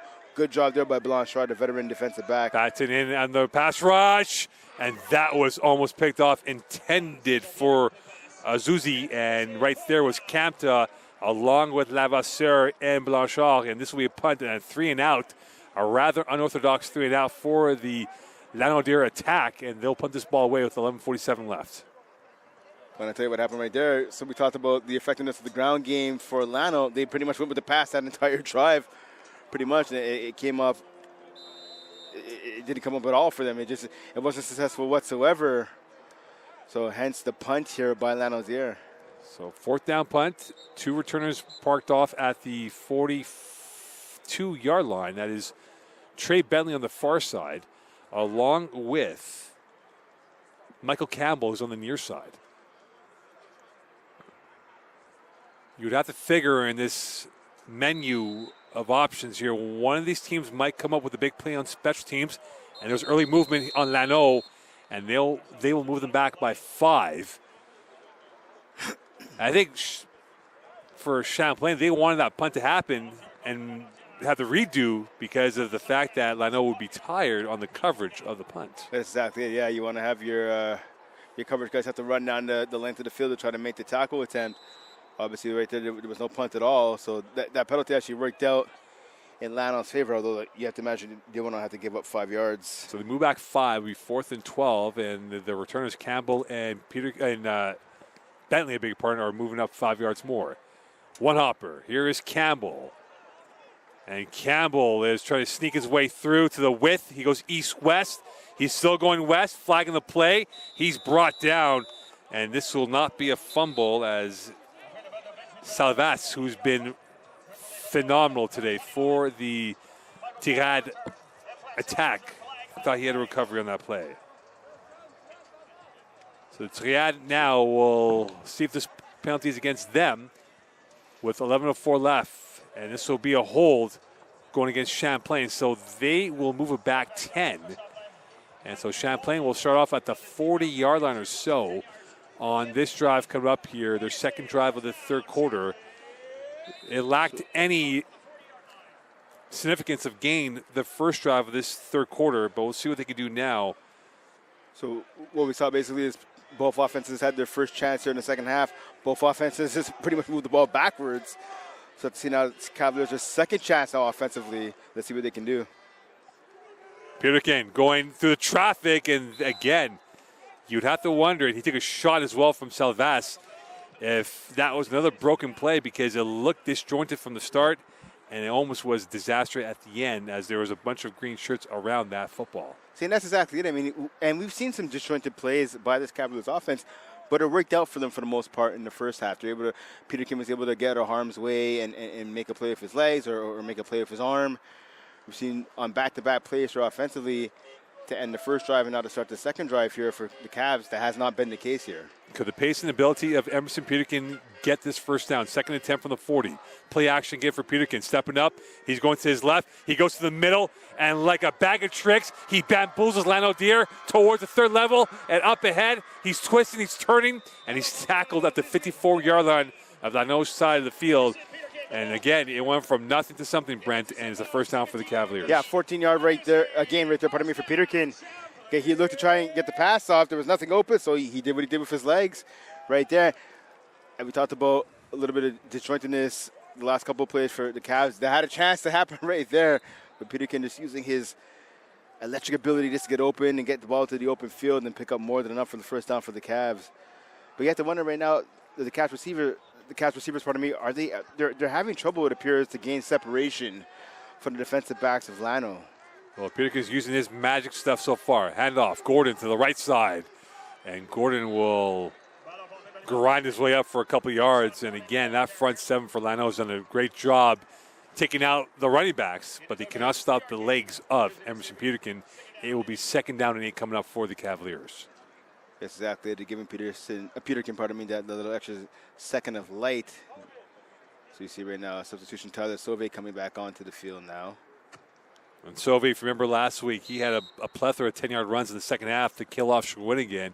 And this might be his calling card now to kind of be the batting ram, to kind of soften up a very thick front seven of Lano. You see Gordon coming to the bench. He's frustrated. He just threw his helmet as he's sat down on the bench on the sideline. Peterkin going to the far side, open, caught, Tetsuko. And he was tackled by the turf monster because he would have had the first down and maybe 3, if not 4 more yards extra. Yeah, you hear the coaches up here in our booth. On the Skyjack, I should say, they're frustrated as well. Tetsuko definitely would have had at least a first down and at least, I want to say, about 5, 6, 7, maybe even more yards after the catch. You know, if he had extended his arm, he might have gotten the first down. Yeah. But now it's a 3rd and a long one from the 51 of the Lano side of the field. And as we get deeper and deeper into the night, the minutes start to shrink here for one of these teams in their hopes of a top 2 spot. And right now the Cavaliers are in the pole position for this win. And was there movement? And there was. And this will be against Champlain. Sauvé was caught in 2 minds, and what could have been a first down for Tetsuko now ends up being a 3rd and 6 because Sauvé was inconsolable. So Sauvé, first of all, he lined up as a slot receiver. He usually lining up as a running back. He ended up going into the slot. I'm not sure what he was looking at because he was looking at the line of scrimmage. He was looking back at the quarterback to see what was happening as he was moving forward. He knows what the snap count is on. Caught in 2 minds. A blush moment for him. 3rd and 6 for the Cavaliers. Peterkin, protection, middle, great guard. First down and more. Great catch, skying up, climbing the ladder to make the grab.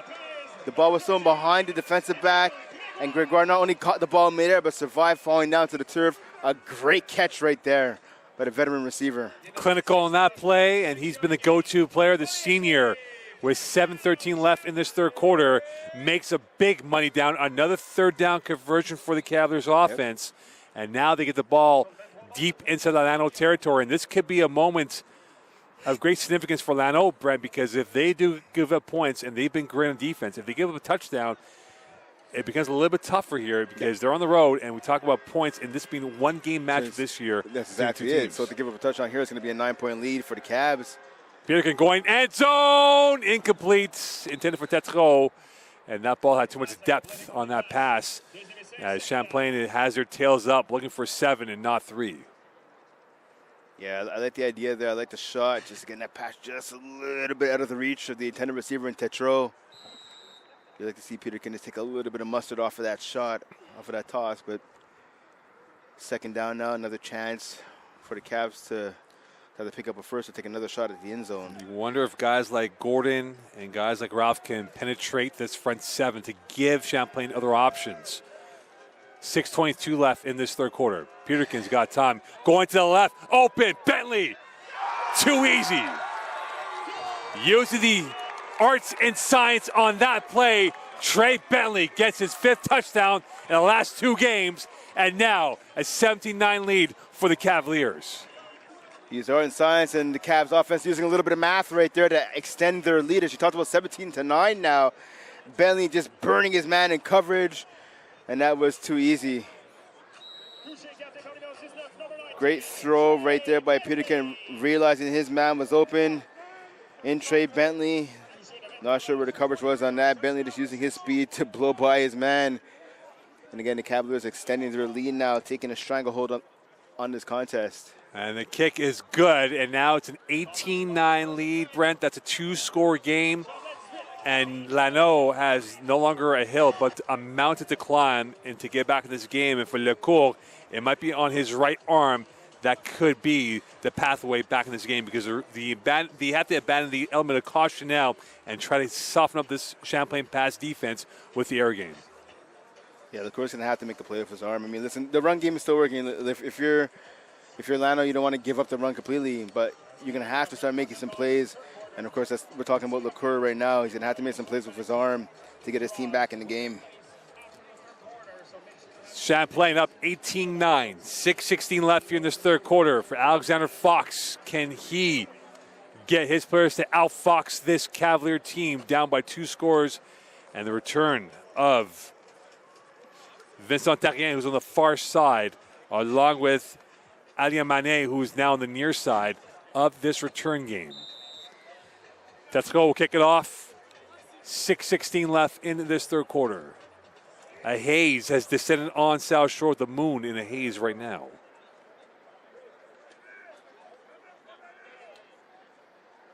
So, again, special teams we talked about showing some improvement so far in this game. We want to see the Cavs here get a stop here on the kick return. Terrien return from the 15 far side. Making his way to the middle. He's got a hole. Terrien, great return. And he's brought down by Tetreault as he used an old wrestling move to flip him. And a big run for Terrien. And that's great field position for Lano on this drive here with 6:08 left. That's exactly it. It's talking about it. You want your special teams to come up with a big play here to limit the return yards. Well, they didn't do that at all, being the Cavs, of course. So right now, Lano taking the ball over just shy of their own 50-yard line. Again, your defense has been playing great, though. If you're Champlain, this is what you want to do. You want to put the game on your defense. Let's see if the Cavaliers can make another stop. Lecourt. Swing pass right. Terrien. And he sees nothing but black, and he's brought down for a loss. Kiamta in, along with Campbell, and, of course, number 22 in Blanchard. See, and that's on Lecourt right there. Terrien was wide open. You want to throw that ball in front of him so he can use his momentum as he catches the ball to go forward. He threw that pass behind the receiver. Nice catch by Terry, but he had to spin backwards, and by the time he was able to get control of the ball and turn around and go forward again, there was a bunch of black jerseys pretty much right in his face. 3 to the left for Lecourt. Empty backfield for Lecourt and a whistle, and oh my, Marchionnes saw a clear hit, but the whistle prevented him from Lecourt. Yeah, 5 yards backwards. It's going to be a false start. Procedure call against Lano. So for the Cavs, this is what you want. You want the Lano offense going backwards. So it makes it 5 yards more difficult for Lano's offense. Lecourt looking at the sidelines.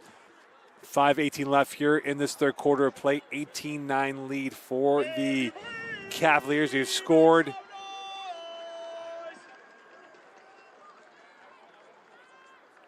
And now Lecourt, blitz, screen, left side, Briette going towards the middle, and he's brought down by Lightfoot for maybe 6-yard gain.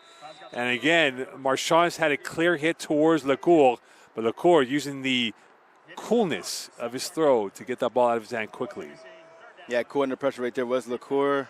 And that's actually a really smart call right there. We saw Marchionnes, he's getting free off the edge with the rush. So you know what? You call a screen. Call a screen to the opposite side of where he's coming from, so he doesn't have a chance to blow it up. He thinks he has a free shot at the quarterback from his right. Quarterback tosses it to his left. So they picked up a lot of yards right there. Lecourt. And that's a pass to Terrien, unorthodox from behind the field. And Terrien gets hit by his own man and brought down by a cavalry of Cavaliers led by Roland. And, of course, by number 33 in Marchionnes. So all that for a gain of 2 yards. I don't agree. See, I talked about how smart the screen call was on second down. Now on third down. And they're going for it on fourth down here. They're going for it. They might be trying to draw Champlain offside, but with south of 4, they need to get this offense rolling. They need to throw the ball forward. I was going to say on that last play, you throw the ball backwards to try and pick up 8 yards. It doesn't make any sense. They have to throw the ball forward here on fourth down. Clock is rolling. 3:45 left. Lecourt has a 2-by-2 receiver formation. Looking towards the right, looking towards the left. Time, waiting patiently, taking off, and he is taken down by Donaldson and Roland. The big dreadnoughts stop Lano on fourth down. And you have to look at it from this perspective, Brad. The tail of the tape, the arrow might be pointing towards Champlain. 100%. And listen, Big Donaldson there with the tackle. The nose tackle coming in to make that stop. But give credit to Hawksby, Campbell, Levasseur. These guys on the back end, they played tight coverage. The quarterback had time to throw, but there was no one open. That's why he had to run. So good job again. I talked about earlier, the pass rush in the secondary, working hand in hand. You can't have one without the other. Great job there by the secondary, tying up the receivers, and the pass rush coming through and making a stop after a minimal gain by the quarterback. Turnover on downs, Champlain ball. 3:13 left here in this third quarter. And that goes to Bentley. Trick play. Gregoire. Got it. And he's tackled inside the 18. Brought down by Brisson. And Champlain using the dark arts of football to get that first down. And now they're in the score zone with 2:51 left in this third quarter. Champlain playing some smart football right there. Trey Bentley is a former quarterback. He played quarterback last year. He was 0 for 1, actually, I believe, with an interception last year. But he's a former QB. He can air the ball out. And you know what? That's Champlain giving Lano a little bit of their own medicine right there. Throwing the ball backwards. We saw all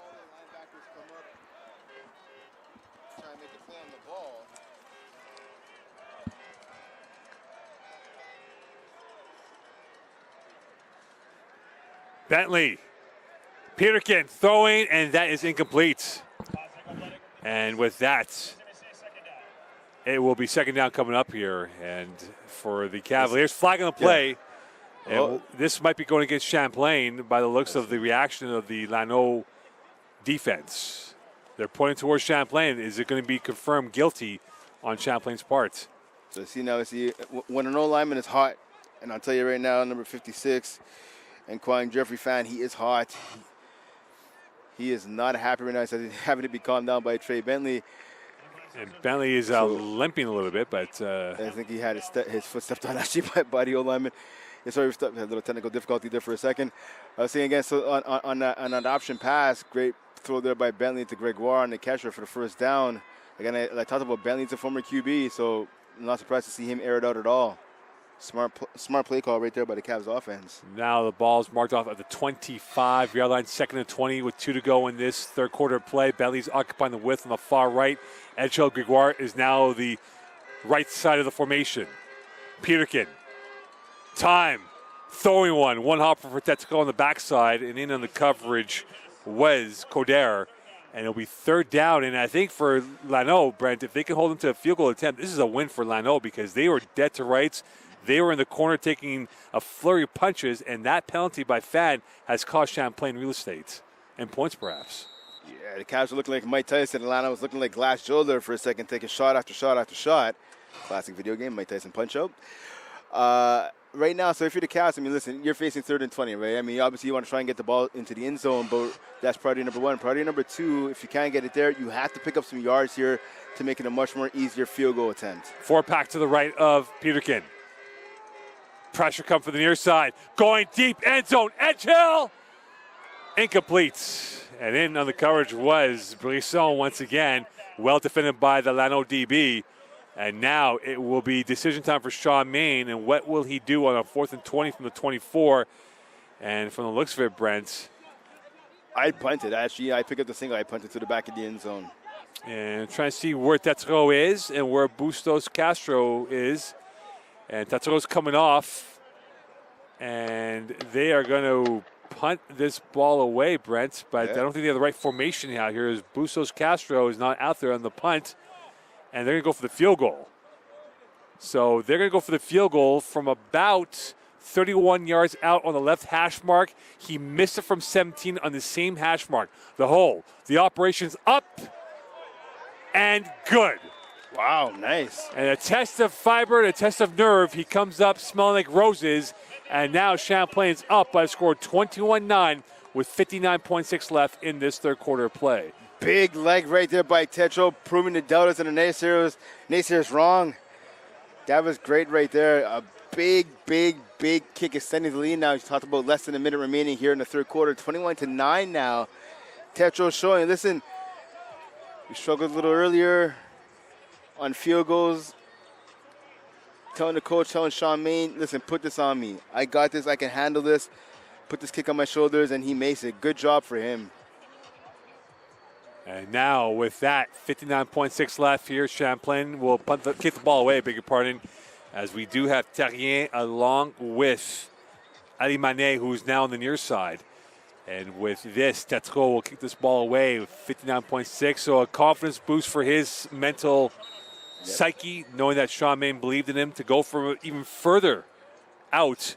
That's it. And he hits it. And now for the Cavaliers, Brand, they are leading the scorecard by 12. And perhaps going into the fourth quarter with momentum, depending what Lano does with the last minute of play in the third quarter. You talked about confidence. This could be the turning point of the season right there for Tetro with that huge kick. And it's a loop kick. Terrien's got it near side 20. He evades one. And he's brought down by the shoulder pads. And he was taken down rather quickly by Carvalho. And this is where Lano will begin. Lecour will have to figure it out. Could Lano unlock this Champlain defense? They've only given up 7 out of the 9 so far tonight.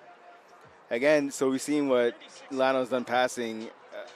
You're down 21-9. You have the entire fourth quarter in front of you. There's no reason for Lano to abandon the run right here. It's now 3 to the right of Lecour, 2 to the backside. Champlain's got 3 down linemen. Handoff, right side, big hole. Malouin pirouetting up ahead and tackled at the 50-yard line. Brought down by Ogello, and this will be a first down, and this is their DNA, this is their bread and butter to run it on the ground. Like I said, there's no reason to abandon the run, and I'm being proven right there with that big gain there by Malouin. Picking up a first down. Clock is rolling, and this could be the last play of the third quarter. 21-9 lead, inside 10 left in this third quarter. Lecour. And he is sacked. It is a disaster play, and Marchand comes in on the cleanup. And that looked like a slow motion play as Dean White had the sack, lost it, and Marchand comes in, and that was looking like a swing pass that never happened, and he froze Lecour in that moment. What we talked about earlier, right? The Cavs a couple of times looking a little disjointed on offense. Lano did exactly that right there. Looks like the running back and the quarterback were definitely not on the same page right there. And I tell you, the reaction and the body language right there by Dean White, you can tell he is mad at himself for missing that sack. That was a free run, a freebie right there. And Mashanis, he was more than happy to pick up the slack. And with that, 15 to go in this moment here for both teams. A win by either side would put them second place for now, depending on what Victoriaville does. Of course, Victoriaville holds the tiebreaker over both teams, and Champlain will play Victoriaville here on their last home game in a month from now. Champlain plays Victoria, and Victoriaville is playing Uruguay this weekend, right? So it's almost elimination games in terms of the first and second spot here. Lecour's got time. He throws one hopper intended for Terrien, and you can see Terrien is frustrated by the lack of touches on through the air. And you have to wonder now, with this being a 3rd and 18 from the 43, does this become 4-down territory for Fox in his offense? No, that's too early for that. If I'm Alexander Fox, I'm punting the ball right now back to the Cavs. Yes, your defense has had trouble stopping him lately, but again, they kicked a long field goal, but so your defense hasn't been bad. The Lano defense has not been bad this game. It's too early now to go for it on 4th down. Lecour's got 3 to the near left. He's going to throw. Going deep, near side. Open, Campbell. And he might have been out of bounds and incomplete. Campbell's size 10s went out of bounds, and you saw it. The right landed first out of bounds and the left second. And there's a flag on the play as well in the backfield. And as you can see, both teams stopping in mid-sentence on where this might be going. And so you can see Lano saying it's going to go against Champlain. Champlain saying it's going to go against them. Who's going to be guilty on this verdict coming up? And it's going to be against Champlain. So even if that INT did happen, it would have been all for naught.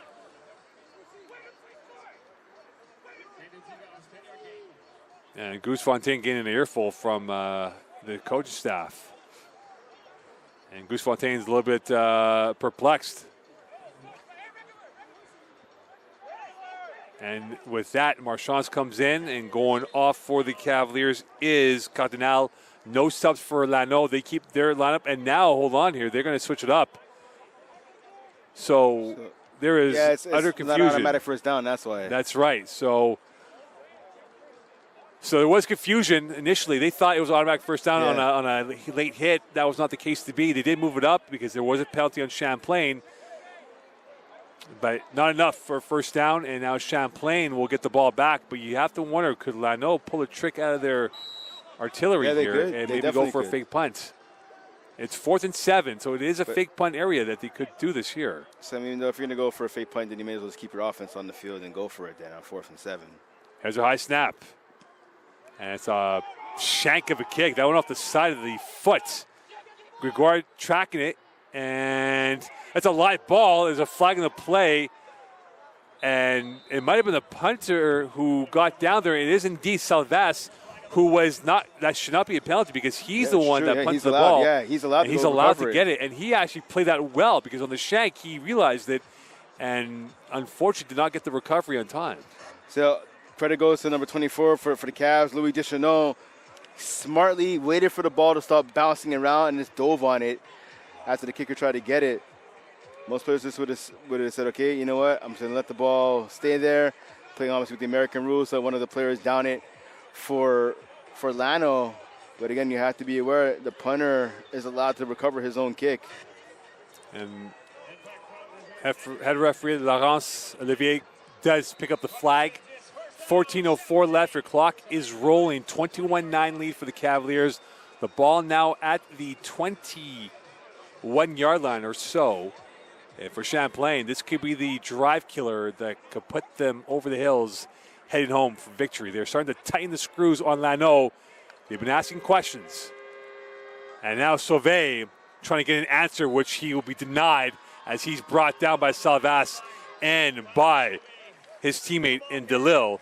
And Salvas has had a beautiful game so far for Lano in this game that they're losing by 12. And he's definitely a player that stood up for Lano. He's not the reason why they're down by 12 right now, but he's doing his best to narrow that lead. But right now, this is smart by the Cavs. Again, you stick with the run game. It's been working in spurts, and more importantly, it kills time off the clock. Clock is dripping. Ever so slowly for Champlain, ever so quickly for Lano. By the end of the business night, it could be Champlain 3-1 and Lano 2-2. Peterkin directing traffic. Looking towards his left. Going deep. Caught sideline. That will be close enough to a first down. More than enough for a first down. And you can see the upper body strength on display by Tetreault. And an injured player on the field. And that looks like it is Jeff Fan who's down on the ground. And he is in pain right now, Brent. Yeah, right away you can see multiple players on the Cavs offense were signaling for the trainer to come over as soon as the whistle blew to end that play. Hopefully it's nothing too serious for the senior. One of the key members of this offensive line for Champlain. So Champlain will get a fresh set of downs with 12:46 left, but in this game here, they can ill afford to lose linemen. That is a position of depth. But the depth that they have on the bench is rather young players, all first years out there. And they may not be physically ready to play yet in terms of where they want to be. Well, right now, secondary player, Wolfgang Hawk, he just checked into the game. He's going to be replacing Fan. So Hawk started a couple of games last season on the O-line at various spots for Champlain. So he's having his number called now to replace Fan. Again, hopefully the injury to him is not too serious. 21-9 lead here on Cavaliers TV. Champlain up over Lanaudière, the triad of Lano against Champlain. Of course, Lano has never lost to the Cavaliers on this field. And right now, they're perhaps looking at their first loss in Champlain. Last year, they split the season series. But right now, for the Cavaliers, they know that a win tonight could put them in a different orbit of hope that maybe they could be hosting a playoff game in early November here at CUA 3. Yeah, you go back to the last minute here. It's week 8 of last year. Cavs pretty much shooting themselves in the foot. Three interceptions from quarterback Luca De La Sala. Whatever, backup quarterback, pardon me right now. Luca De La Sala, he ended up starting that game. 3 INTs. He went 14 of 24. 133 yards with 1 TD. Shamar Parkinson, 121 yards on the ground. Emil Gregoire scored a TD as well. But again, the 3 turnovers just really killed the Cavs in that contest. The ground game for Lano in that game was on fire. They scored 5 touchdowns on the ground. 2 scored by former running backs Jonathan James Francois and Evan Fournier. And this is not good news for... Not at all. Being helped off the field. Oof, you hate to see that. Jeff Fan's day is going to be done. And the long-term view of what his injury is. And this is not good news for the Cavaliers. They are down Sassy. They're down Frederick. They're down Fan. And this is not what they want going into a situation now where they know heading to the final 4 games in which they will be 3 away, 1 at home. They travel to Drummondville next weekend. And then they get Outaouais on the road. And they do play Victoriaville here. So this is not a situation that is good news in terms of the body count of injuries. Yeah, getting in right now, right, we're not even at the midway point of the season, right? It's obviously you have to match if the Cavs could hold on and win this game. They move to 3-1 on the season. And the bodies are dropping like flies. And it's the one thing that we've noticed, right? The last couple of home games we've done here, it's usually the opponent that has multiple players leaving the game due to injury. And unfortunately for the Cavs, this time it seems to be them. See, the last week obviously was Sassy and Frederick Jr. And now with Fan, again, one of the leaders on this offensive line. You hate to see that happen, but unfortunately it's just part of the game, injuries. And the good news, if there is any good news, is that he is walking on both twos, which is good news. But the question is the severity of the injury we don't know, and perhaps we won't know until maybe the following day. But that's a big loss for the Cavaliers because he is a veteran that they look upon, him and Noah Roy being the 2 guys out there. So the Cavaliers are going to be down an O-lineman for the rest of the way, it looks, with 12:46 left.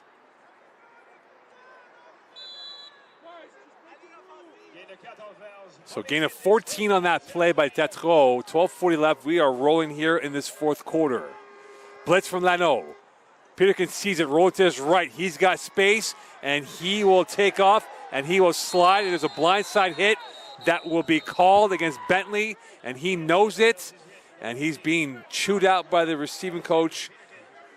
And Peterkin made a smart play to slide, but Trey Bentley had a moment of heart and mouth in which he went for the blindside hits. Yeah, definitely. I mean, and again, this was about 10 years ago. Those hits would be allowed for sure, but obviously now with player safety being at the forefront of football at any level. He'll be serenaded. Yeah, that's exactly it. Obviously, that's like an old Mo Khan block from back in the day. Yeah, I was a master of those blocks. But yeah, obviously that's being taken out of football, and rightfully so. So, obviously Bentley's going to grab a seat on the bench for a minute. And the Cavs offense, unfortunately for them, are going to have to take a couple of steps back. And you can see the coach, Kyle Santana, saying he's got to put yourself out there. Don't physically inject. And now it becomes a 2nd and 20 from the 33, and Champlain's going backwards for the body count and for the yards. And now the referees will have a congregation to converse and get things organized. And they've been masters so far, converting on 3rd down, but this is a 2nd and 20 coming up. Etchell in the backfield. Peterkin going middle, picked off. Timely play. Mon going up ahead, and he gets tackled by Etchell. Mon laying a trap. There's a flag in the play, and he caught Peterkin, who throws his first INT of the game and his first INT of the season. So the Cavs offense, I believe, they think right now it's on the Lano defense. Have to wait and see what it is. No, it's going to go against the Cavs. It's going to be after the INT. So the game of jeopardy becomes double jeopardy, and a twitch has now evolved in the Champlain body. And if they don't have nails right now, they may not have nails now, because that ball is going towards the 1 yard line, and all it requires is one run from Briette or from Malouin to get that in. And they have the fullback in there as well, and then Felix Lapointe to lead the convoy. I think it's a simple route one here, Brent. Hand the ball to Malouin, your top hitter on offense. Yeah, definitely. It's going to run up the A gap. Don't get fancy. No jet sweep, no toss, no read option. You run into the A gap right up the middle and get the ball into the end zone if you're Lano. Dulac is in at quarterback for Lano. Handoff. Stopped. Close. Short. Malouin stopped. As now you have Dulac in at quarterback for the triad of Lanaudière, and now it's a 2nd and goal with 11:32 left. Not sure why Dulac wasn't in there, pardon me, to start the game, or at least, maybe at the beginning of the second half. But a good job by Machonas and the rest of the crew. Machonas almost got the handoff himself. He got just so quickly into the backfield. Could this be part 2 for Malouin? Handoff again, play action, and a cheeky move by Lano as Lapointe gets the touchdown, and we have a new game at 21-15. Yeah, good job on the play action fake right there. 1 or 2 linebackers definitely bid on that play action fake to the running back. We saw Lapointe leak out the backfield, catch the ball on the flat, easy 1-2 hop into the end zone. And the highest scoring team in the Southwest gets a critical touchdown, and now it's a 1-score game. And there is a timeout called. Lanaudière. So, Brent, they unfortunately have to sacrifice a timeout, and they are going to change the decision. They're going to go for the 2-point convert to make it a 4-point game, which is a little bit surprising, Brent, because it's a 5-point game, which would now make it 6-point game. Big important. Exactly. So this makes no difference if it doesn't make any 4 difference or 5. whatsoever. It doesn't make any difference whatsoever. You still need to score a touchdown, and if you're Lano, if you want to complete the comeback and get the W here, you may as well just kick the extra point. So Dulac in at quarterback. They have a 3-option set to the left of Dulac. Big points now in line for Lano. Looking towards the left. Middle end zone. Deflected. Incomplete. And right there, using the Inspector Gadget arm, was Blanchard. And this will keep it at 21-15. So the way you look at it from the perspective of Lanaudière is that 2 field goals can tie it up, in theory, if they don't score a touchdown. But now for the Cavaliers, this could be the biggest drive of their season and their hopes of keeping the top 2 spot alive at the halfway point of the regular season. That's exactly. And now, see, for the first time, pretty much, at least in terms of playing at home, Emerson Peterkin is facing adversity right now. He had that pick. Let's be honest, it was a bad pass. He threw it pretty much straight into coverage. This is his first taste of adversity really since becoming a starter. How does he respond here now? How is his confidence? And more importantly, how does he inspire confidence now in his team? He's been a leader by all accounts. Everything we've heard from his teammates, from his coaches, he's a great kid, he's a great teammate, he's a leader. Now we have to see it on the field. How does he respond after throwing that crucial interception, which pretty much now has gotten Lano back into this game? And also, how does Trey Bentley respond after taking that penalty that cost him yards and that resulted in the INT afterwards on the following play? So Bentley is now on the near side. Gregoire is at center field. And a timeout called by the Cavaliers. Or was it called, the timeout? And there's confusion with the coaching staff on what is going on here. And by the looks of it, do they have 12 or 13 players on the field? They have 12 players on the field right now. I think they think Lano's taking the onside kick. That's what it is. And there's an overload here to the near side left. And there was a gap for the Cavaliers. Will they roll the dice and go for the onside? They do go for the onside. It's a live ball. Takes a bounce. Lano is still alive, and they have it. And just like that, momentum is in Gangrene's territory. Now, the Cavs called a timeout. Lano stood around, waited to make the kick. The Cavs got guys up into the first area of the return. I mean, listen, this is fast. It's easier for me to say, obviously, standing here, in the broadcast area. You have to play that ball better. You can't just run at a full speed. Let it take another bounce and then just fall on the ball. Fall on it. Don't try to play the ball when it's in midair off of a bounce, especially if you're not a receiver. Champlain, a big flat tire. And this Lano offense is rolling. Lecour is back in at quarterback. Could they cash in on this mistake by the Cavaliers?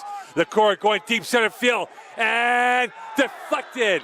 A forensic touch by Blanchard prevented a touchdown that was going for Goujou, and he would have been in for 6. So the Cavs special teams just gifted the ball to Lano, and then Lano tried to gift it right back to Blanchard. Listen, he's a defensive back, right? If he had better hands, I guess he'd be a receiver, and he's a phenomenal player. I'm not trying to say he's not. He has to come up with the INT right there. That was a gift from Lecour. Dulac back at quarterback. They do the rotation. Trips right. Handoff. Middle. Malouin is fizzing, and Champlain cannot contain it in the bottle that he exploded from. Yeah, big run right there. Again, I talked about it earlier, before the fourth quarter. Don't give up on the run if you're Lano. And we see right there, Malouin, a huge run right there. And right now, momentum has shifted with Lano. Let's see if the Cavs can make a stop now. They have to get that momentum back. Lano's tails are up. They're hunting and hounding for 7 points. Dulac at quarterback. Here's a pass play. Going to the left. And that is caught. And that is caught this time by number 6 in Isaac Paquette. And this will be a second down coming up for Lano. And you can just see right now, Brent, 2 different worlds. Silence on the right. Exactly. And happiness on the left of Lano's bench. Exactly. The Lano bench is up, and they're hooting, hollering, they're screaming. They're pumped up. You can hear a pin drop on the Cavs sideline, unfortunately, right now. Dulac. Defense to get them out of this. Handoff right. Malouin, he's got a hole. He's got space. He's cutting against the grain. And quite the ingenuity by him, flagging the far side. And the pressure points of Champlain are being attacked by Lanaudière, and they have no answer in stopping this Lano ground game. It's going to be a face mask, actually, penalty against the Cavs. Could be Malouin is brought down by the face mask, or at one point during the run, his face mask was grabbed. So an extra 10 yards for Lano. And within a blink of an eye here, Brent, it's been easy in the eye for Lano. They bring in the fullback in Lapointe, who scored the touchdown to make it a 21-15 lead for Champlain. And Champlain holding on to the ropes for dear life. They got a 3-pack to the right of the formation. Dulac's got 2 in the backfield. On the far side hash mark. Dulac, low snap, looking to the left, slant, hit the upright, and that was intended for Alia Mane, and that would have been very close to a touchdown because he had the inside leverage on Kamta. I was going to say that he ran that route, he ran that slant, he had the inside leverage, he had the positioning, he was open by a step or 2. So the upright, we talked about how it cost the Cavs earlier in the game, in the first quarter, I believe. Coming back now to help the same end zone, same pair of uprights, helping out the Cavs this time. Same formation, trips right, and overload to that side. Broken play. Dulac's rolling, throwing, and they come up with a touchdown. A moment of craziness ends up being a moment of roses, and now they're an extra point away from going up by 1. Lanaudière, and down on the ground for Champlain is number 95 in Dean White. Adding a little insult to injury now. Touchdown, you give it up, you give up the lead, and now the injured player. And again, the Cavs cannot afford to lose too many more bodies. And right now for Champlain, they've been the architects of their own downfall. It goes back to the blindside hit by Trey Bentley that has put them in reverse. I said before that, I said the INT actually by Peterkin, to be honest. That was after the hit. It was after the hit that INT happened. So Right. So Bentley's blindside hit changed the tune and storyline, and now the narrative has been Lanaudière, and the team in green is an extra point away from getting the lead back once again. So with that, Champlain is going to be in trail if they don't stop this extra point attempt from going through.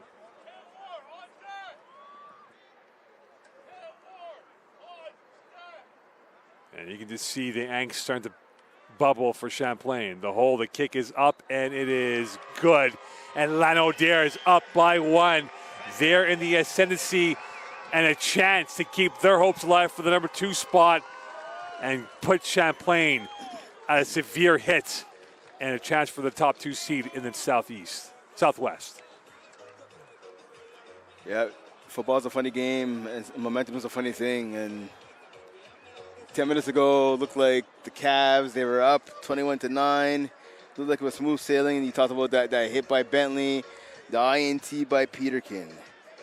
And we see Lapointe scoring a touchdown, 21-15 for Champlain. And we see the onside kick. Lano somehow recovers it. They drive down the field methodically, and they put the ball into the end zone. Now 8:34. Listen, if you're the Cavs, you have to have a short memory. You have to listen. You had a huge lead. You're up by 12. You gave it up. You can't cry over it now. You can't cry over spilled milk, as the saying goes. What can Peterkin and this offense do now? How do they respond? Right now, they are on the mat. They have to get up to want to come back here and get the W. Smiles on the side of Lano and angst on the side of Champlain. 8:34 left.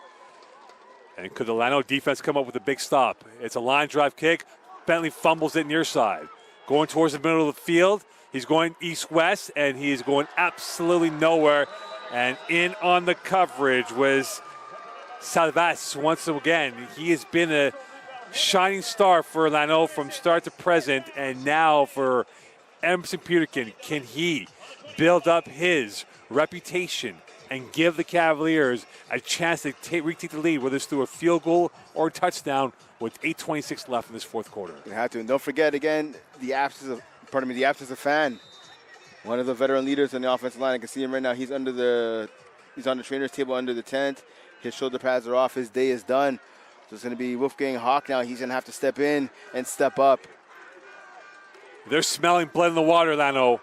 Peterkin, swing pass left side, and they got space to work with, and being flipped over is Tashawn Gordon on that play, and this will be enough for a first down south of 8. Yeah, good job by Gordon right there. Again, I talked about earlier in the game, he was frustrated on the sideline. He sat for a number of plays. I don't know if it was if he was mad about the blocking up front or the fact that he wasn't able to get anything going. A big catch there, swing pass on first down, picking up a first down now. Maybe this will give him some momentum and some confidence. 7:35 left here in this fourth quarter. 22-21 lead for Lanaudière. They have come back. They have scored 13 unanswered. High snap for Peterkin, and he throws a one-hopper for Tatro, and you can see how anxious he is, and that was a throw that he might want back. Definitely, and that's the second high and quick snap, pretty much right in the face. And an injured Champlain player again on the field. It's an O-lineman. And it looks like, Brent, they're going to have to bring in the rookie and Colin Parisien coming in from Ormstown. And he is a player who played basketball. And this is his first real test that he will have to endure. And can he come up with a passing grade? Obviously, the Cavs are hoping for an Antonio Gates-like type of performance there in terms of athleticism. So you talked about former basketball players, so you know he's athletic. He has some good size, 6'6", 270. Let's see how his blocking is. The Knicks have not signed him yet. I mean, I don't know. Your Bulls, I don't remember them making the playoffs. Maybe they could use him more. But more importantly, so the question you have when you have a young old lineman coming into the game, whether it's starting or just off the bench, as is the case for Parisian, can he handle the pressure? Can he handle the bull rush, the switching between the the looping, I should say, pardon me, between the defensive tackles and the defensive ends. Is he going to be able to pick up the assignment there? And you know right now, the Lanaudière coaching staff, they know Parisians into the game. They're going to be testing out this rookie. And it is number 69, and Anthony Alessiu, who's being helped off the field. And this is not looking like it's a good thing right now as he's holding his left side of his body. And with 7:26 left, momentum is definitely on the side of green. And Black is chasing it. They're in red ink down by 1. Yeah, let's see. I mean, thankfully, though, he's making his way out. He's talking to the trainers right now, so hopefully it's nothing too serious. But yeah, he's holding his left side. Might be either his left elbow or his shoulder that is hurt. Peterkin, 3-step drop, going deep near side. Bentley in stride. Down the sideline he goes. One man to beat. Cutting against the grain. Bentley tackled inside the 15. They were down, they were wobbly, and they came up with a big right hook. And now they're in the score zone with 7:02 left in this fourth quarter. You see the connection we saw last week. We're seeing it again here tonight. Peterkin to Bentley. It's a money combination to for the Devontae Cavs. Adams over here. It's a money combination for the Cavs, and it pays off once again. Now, though, can the Cavs get the ball into the end zone? Yeah, obviously, if they can kick a field goal, they'll get the lead. But with just over 6.5 minutes remaining and counting, the Cavs need to get the ball in the end zone. A great play once again, Peterkin and Bentley. Blitz from Lano. Right side, Tetro. Too much spice in that pass.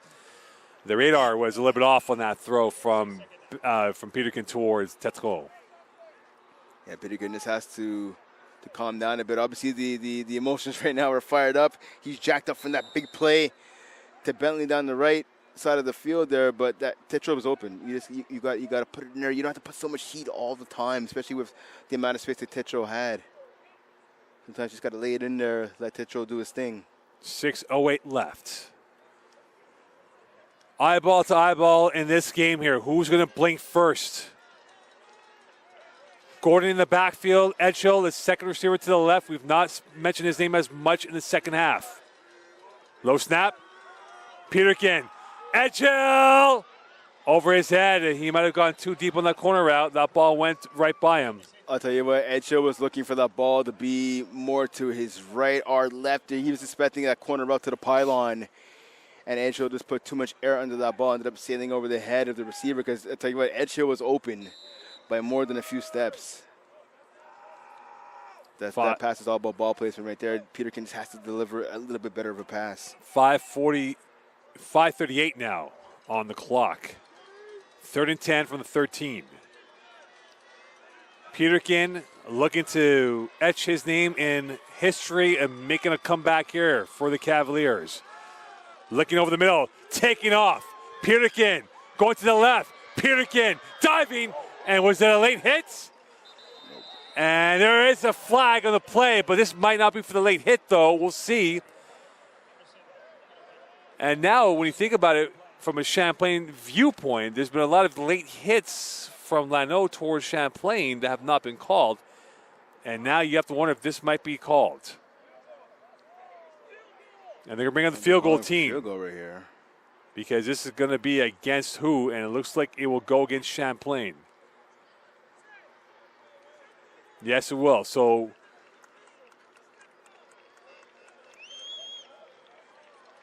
there's actually 2 penalties going against the Cavs. So roughing and adjusting the conduct. And this takes him out of field goal range. Listen, you want to protect your quarterback. Obviously, you'd love to see your guys standing up for your QB, but you can't take those penalties. You can't take the ejection. I understand maybe the roughing, but you can't take the ejection of conduct penalty as well. I mean, you're taking yourself out of the red zone and now putting yourself at about the 32-yard line. And they're going for field goal here, Brent. This is a big moment here. This could define the seasons for Lano and Champlain. However, a missed field goal, if they don't get it out of the end zone, results in a single point. So could Champlain come up with at least a point? And again, Dalton English not having his... The guys have to call a timeout here. But again, see, you can't really fault Dalton English entirely on this because, I mean, listen, all the injuries right now, guys are missing, right? With this many regulars, you know, banged up, especially throughout the second half of the game, you got to have replacements ready to go. But so for Nicolas Tetreault, the biggest kick is on his right foot. Could he get the moment of glory in favor of Champlain, or will Lano continue ascending with momentum? And he's going to have the right hit on that ball at the right angle of going through. Yeah, this game right now is on the leg of Tetreault. But again, this 5:04 remaining. Listen, the Cavs defense has been great all night until that last drive. You need your defense to come up and make another stop. If you're the Cavs, regardless of what happens on this kick, listen, they get the field goal and they get the 2-point lead. That's great. Whether they get it or not, doesn't matter for the defense. The defense has to make a stop when they come out onto the field again. The kick blocked. And momentum has gone in favor of Lanaudière. They're feeling it, and they're fizzing. And now Champlain is almost down for the 8 count with 4:58 left in this football game. Great job by the Lano special teams, just coming off the edge and coming up the middle as well, just getting that block. You want the Cavs to be able to hold the fort at the line of scrimmage, but they just couldn't. And it was a low kick. That was going to be the game plan, given the distance for Tetreault, but that didn't even get past the shoulder pads of the Champlain blockers. And now is the chance for Lano to put a dagger in the hearts of Champlain on this drive. 4:45 left. Handoff. Malouin pushing off. Malouin getting upfield, flagging the play. Malouin first down and more. Look at him go. Using his calves, using his thighs and his hamstrings, and down on the ground is Capta, but a flag in the backfield. Yeah, that's in the area of holding. That's going to go against Lano, so they dropped him back 10 yards. Obviously, right now the concern though is for Capta. He is hurt. He was grabbing his right knee as he went down to the field. Now laying on his stomach. And for my count, that's 2 linemen and now a DB going down for Champlain. But the good news for the Cavaliers, that run is nullified by a hold, as Brent made the point. 1st and 20 with 4:37 left in this fourth quarter.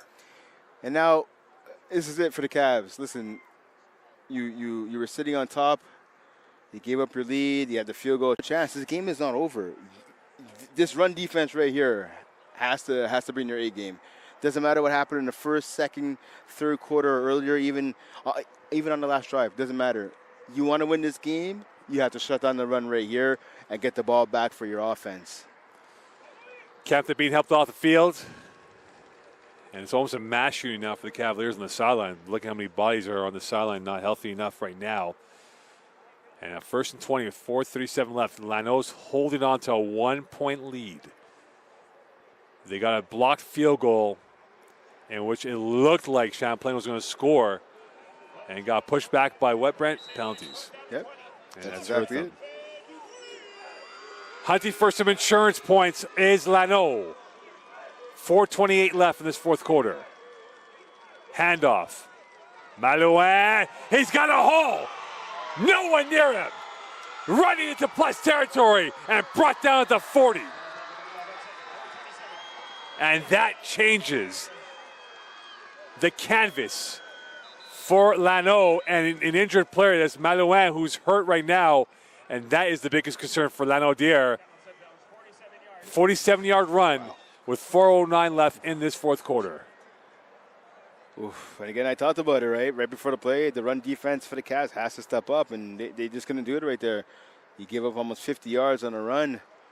Obviously, the Cavs tried their best to make that tackle to limit the game, but Malouin is just gashing. And he gets up on his twos. He's hulking, and he has to go off for a play, and that will bring in Briette in at running back. They've done it through the ground, and Champlain has had no answers, as now Lano's asking the questions of Champlain with 4:09 left. And could they get themselves an insurance policy of points to perhaps make it an 8-point lead? It was going all Champlain up until the Trey Bentley blind-sided hit. And that changed and woke up Lanaudiere's hopes. Dulac. Here's a handoff. Brouillette right side. Brouillette to the middle. Brouillette spinning. Brouillette getting about 7 yards on that play. And now be inside the 45-yard line.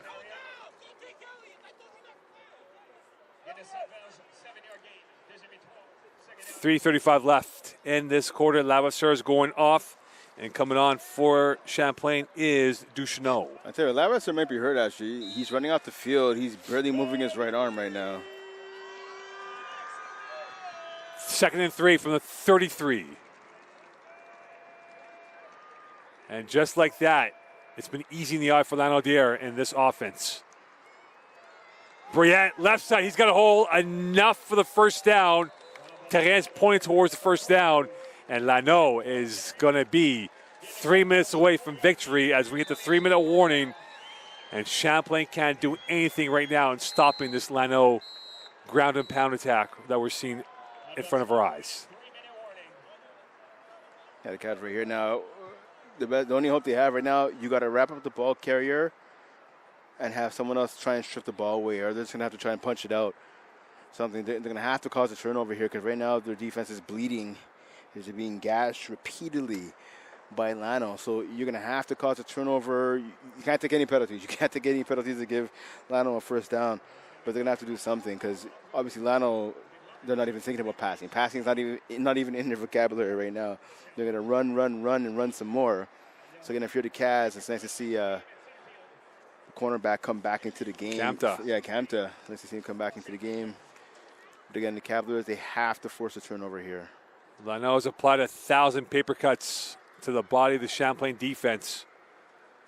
And if this scoreline is going to be the final moment of being a 1-point win, that will be the second 1-point loss for the Cavaliers this season. Losing 25-24 to Victoriaville. They're down by 1. Lano has scored 13 unanswered points in this second half.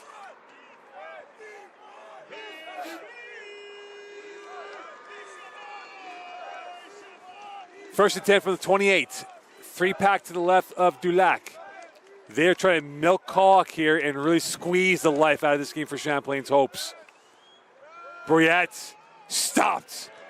Brought down by the front 5, and Sauvé is in at linebacker, so he's playing Ironman football along with Roland. So loss of 2 right there. Good job.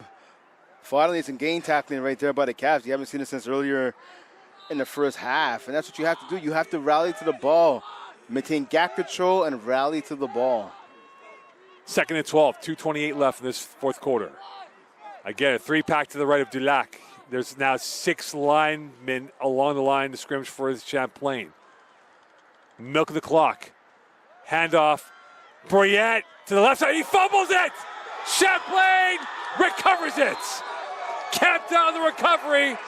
Dulac headed off to Brouillette. And now Champlain has been given a lifeline with 2:10 left in this fourth quarter. And there you go. That's what I said. Cause a turnover. Pretty much running back there doing it by himself. Good job there by Kamta. Realizing the ball was on the turf. Tossing the guy to the side and just jumping on that loose ball. And that's what I talked about. The Cavs have to rally to the football. We saw Kamta do that right there. He was joined by a couple of the black jerseys afterwards. Fumble, that's what you need. Cause a turnover now for the Cavs. They're back in business.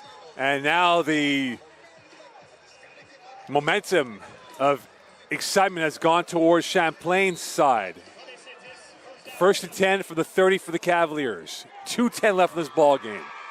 A chance for Peterkin to get this win. Blitz from Lano. Goes to the left side. That's caught by Bentley. Bentley going towards the middle of the field in traffic, and he's tackled just shy of the first down.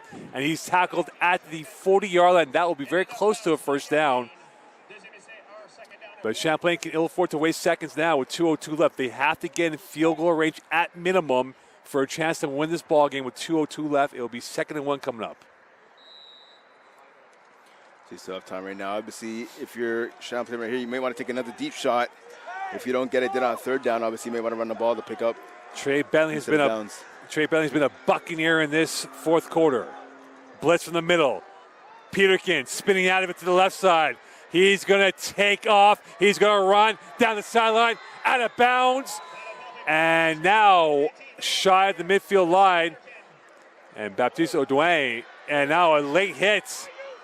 And there's going to be flags thrown here as the rookie for Champlain in Parisien will be called for the late hits.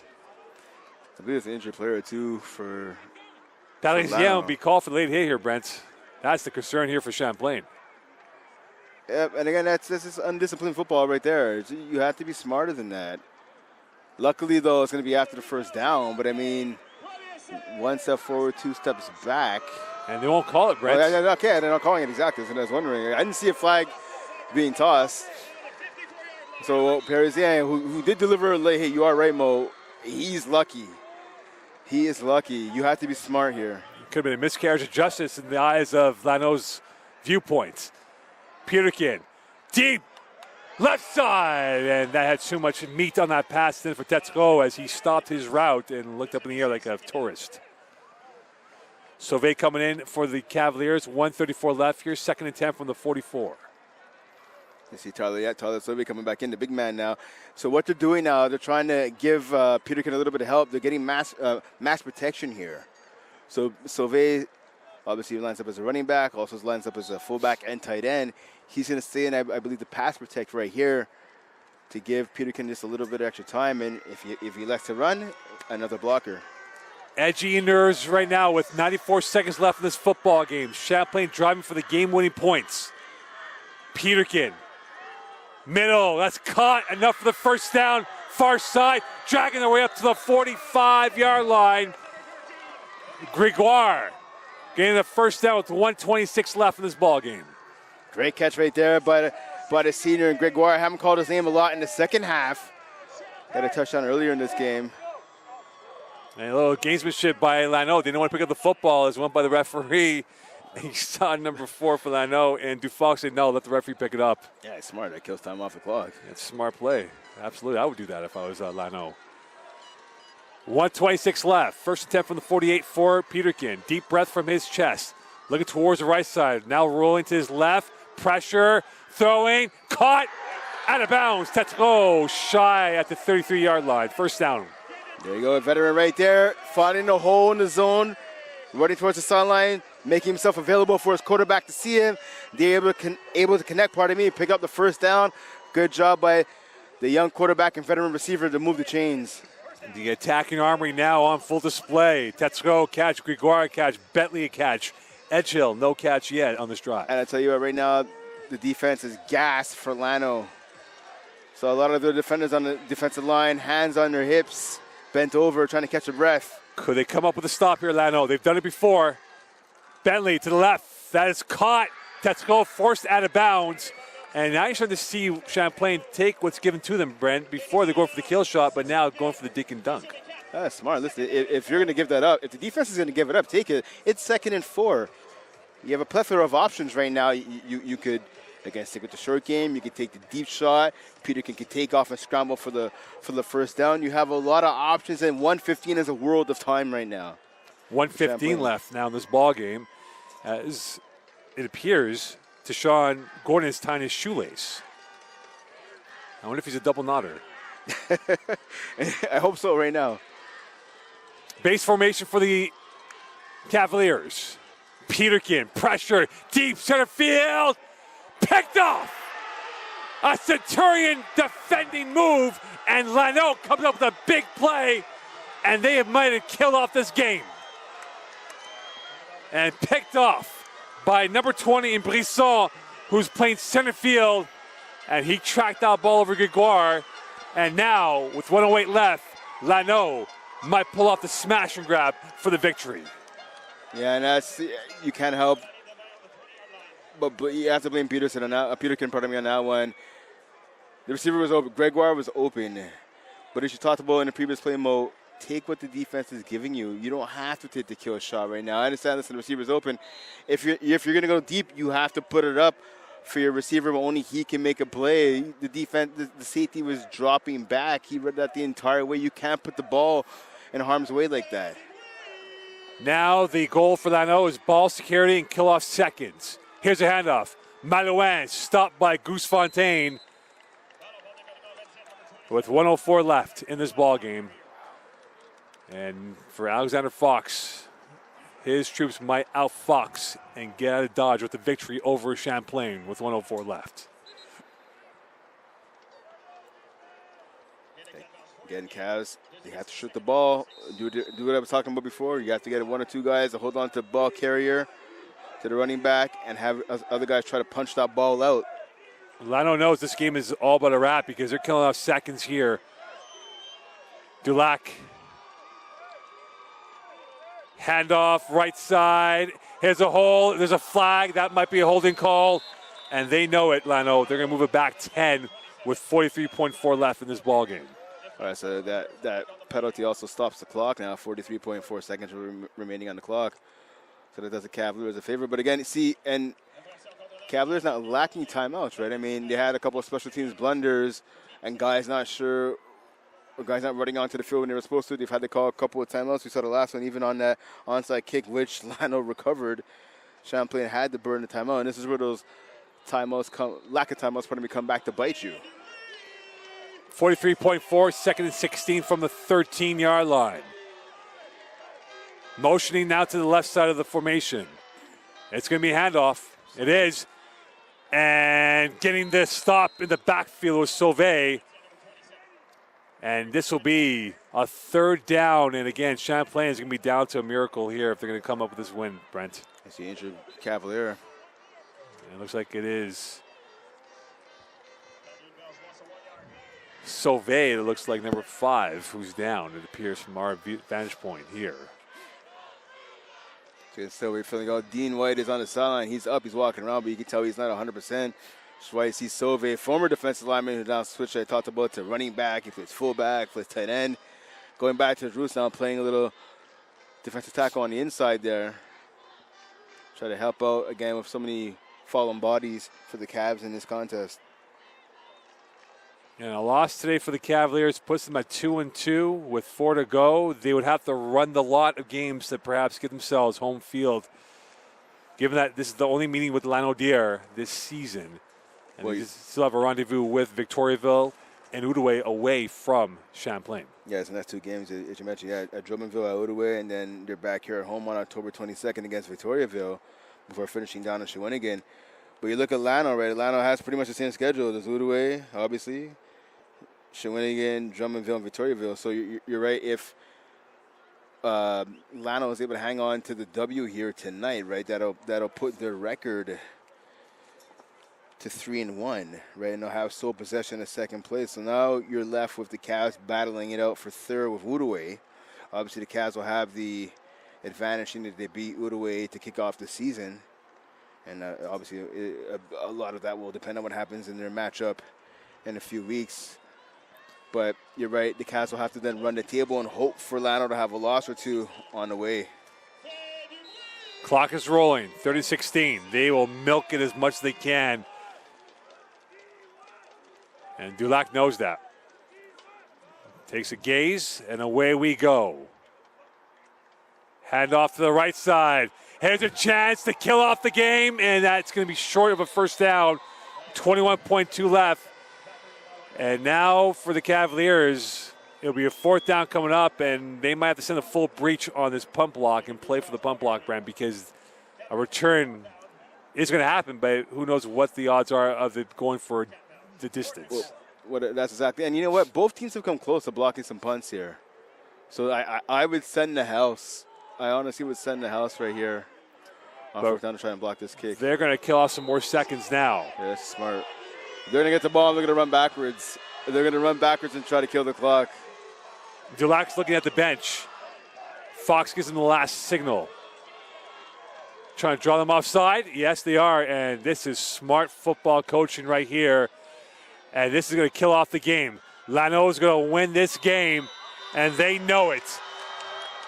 Lano flagging the play, though. You can't end the game on a penalty, though. It's true. But the result is that Lano will just throw the ball away. That's exactly. They're going to run around and take a knee at their own 5-yard line, and that'll be that. Take a knee now. They go in victory formation.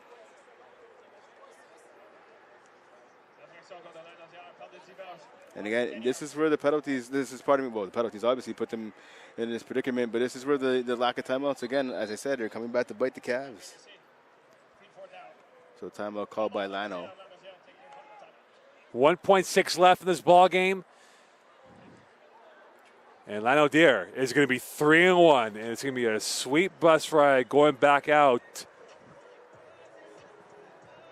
to campus. And the Triad will continue their dominance, their spell on Champlain at Seaway once again. And it's unfortunate for Champlain. I mean, they came out, they played a superb game. It's just you have to play a full 60 minutes, and just their lack of ability to stay out of their own way with penalties, especially in the second half, just came back to bite them. Penalties and missed points when you think about it, Brent. The missed field goal in the first quarter. You think about, as you said before, the penalties that cost them a chance for a field goal that pushed them back to the 40, and they got a block field goal. You think about the INT now that was still in the end zone. The onside kick. Onside kick. They lost about 10 plus today from the point direction. And for Lanaudière, you said it before, they kept with the plan. They kept on punching with the body blows on the running game. And they came up with the knockout blow, scoring 13 unanswered points in this second half after that Trey Bentley blindside hit that cost Champlain yards, and they didn't look back from that point onwards. I mean, that's exactly it. I mean, this is like similar to Thriller Manila, right? I mean, the Cavs playing the role of George Foreman, unfortunately, wailing on Lano early in this game. Lano just kept sticking with it, and pick up the W. And for Lanaudière, they come up smelling like roses. And for the Cavaliers, they were the architects of their own downfall as they lose 22-21, and a big blow to the chance of a top 2 spot in the playoff run for Champlain, as Lano is now in that prime spot to get one of the top 2 seeds. And hey, congrats to Lano. Listen, they took body blow after body blow, and they kept on taking it, and they ended up coming back and getting the W. They were down 21-9, and they stuck with it. And again, what brought them to the dance was their run game. It stopped working a bit in the third, beginning of the fourth, but they stuck with it. And when they needed it most, that's what they used to bludgeon the Cavs defense. Well, for Lano, it's going to be a sweet talk from Alexander Fox with his team. And for Champlain, they're going to have a week to consider and reconfigure and figure out what happened, because they took a shot and they never recovered. And now they're going to ask questions about themselves going towards their game against Drummondville and Outaouais coming up in the next 2 games that they have on the road. Yeah. In hopes of being 4-2 and trying to keep their not faint hopes, but now shrinking hopes of a top 2 seed alive going towards the middle of October. Yeah, listen, I mean, use tonight to mourn this loss. More importantly, get some bodies back healthy. I mean, again, they have Drummondville coming up next. Cavaliers going to have to get a W, and obviously over Outaouais as well. And we're back here obviously on the 22nd of October as we play host. Cavaliers play host at Victoriaville. Obviously coming to that game, the Cavs want to be on a 2-game winning streak, but they're going to have to get some things right. They're going to have to work out the special teams. We've been saying it since game 1. The special teams have been disastrous, to say the least. That's the first thing they're going to have to fix on for the Cavaliers if they want to have any chance of having any success in the playoffs. Well, that'll do it for us from here from Seaway 3, a masterclass game for Lanaudière. They win 22-21. They now improve to 3-1, and Champlain drops to 2-2 on homecoming weekend.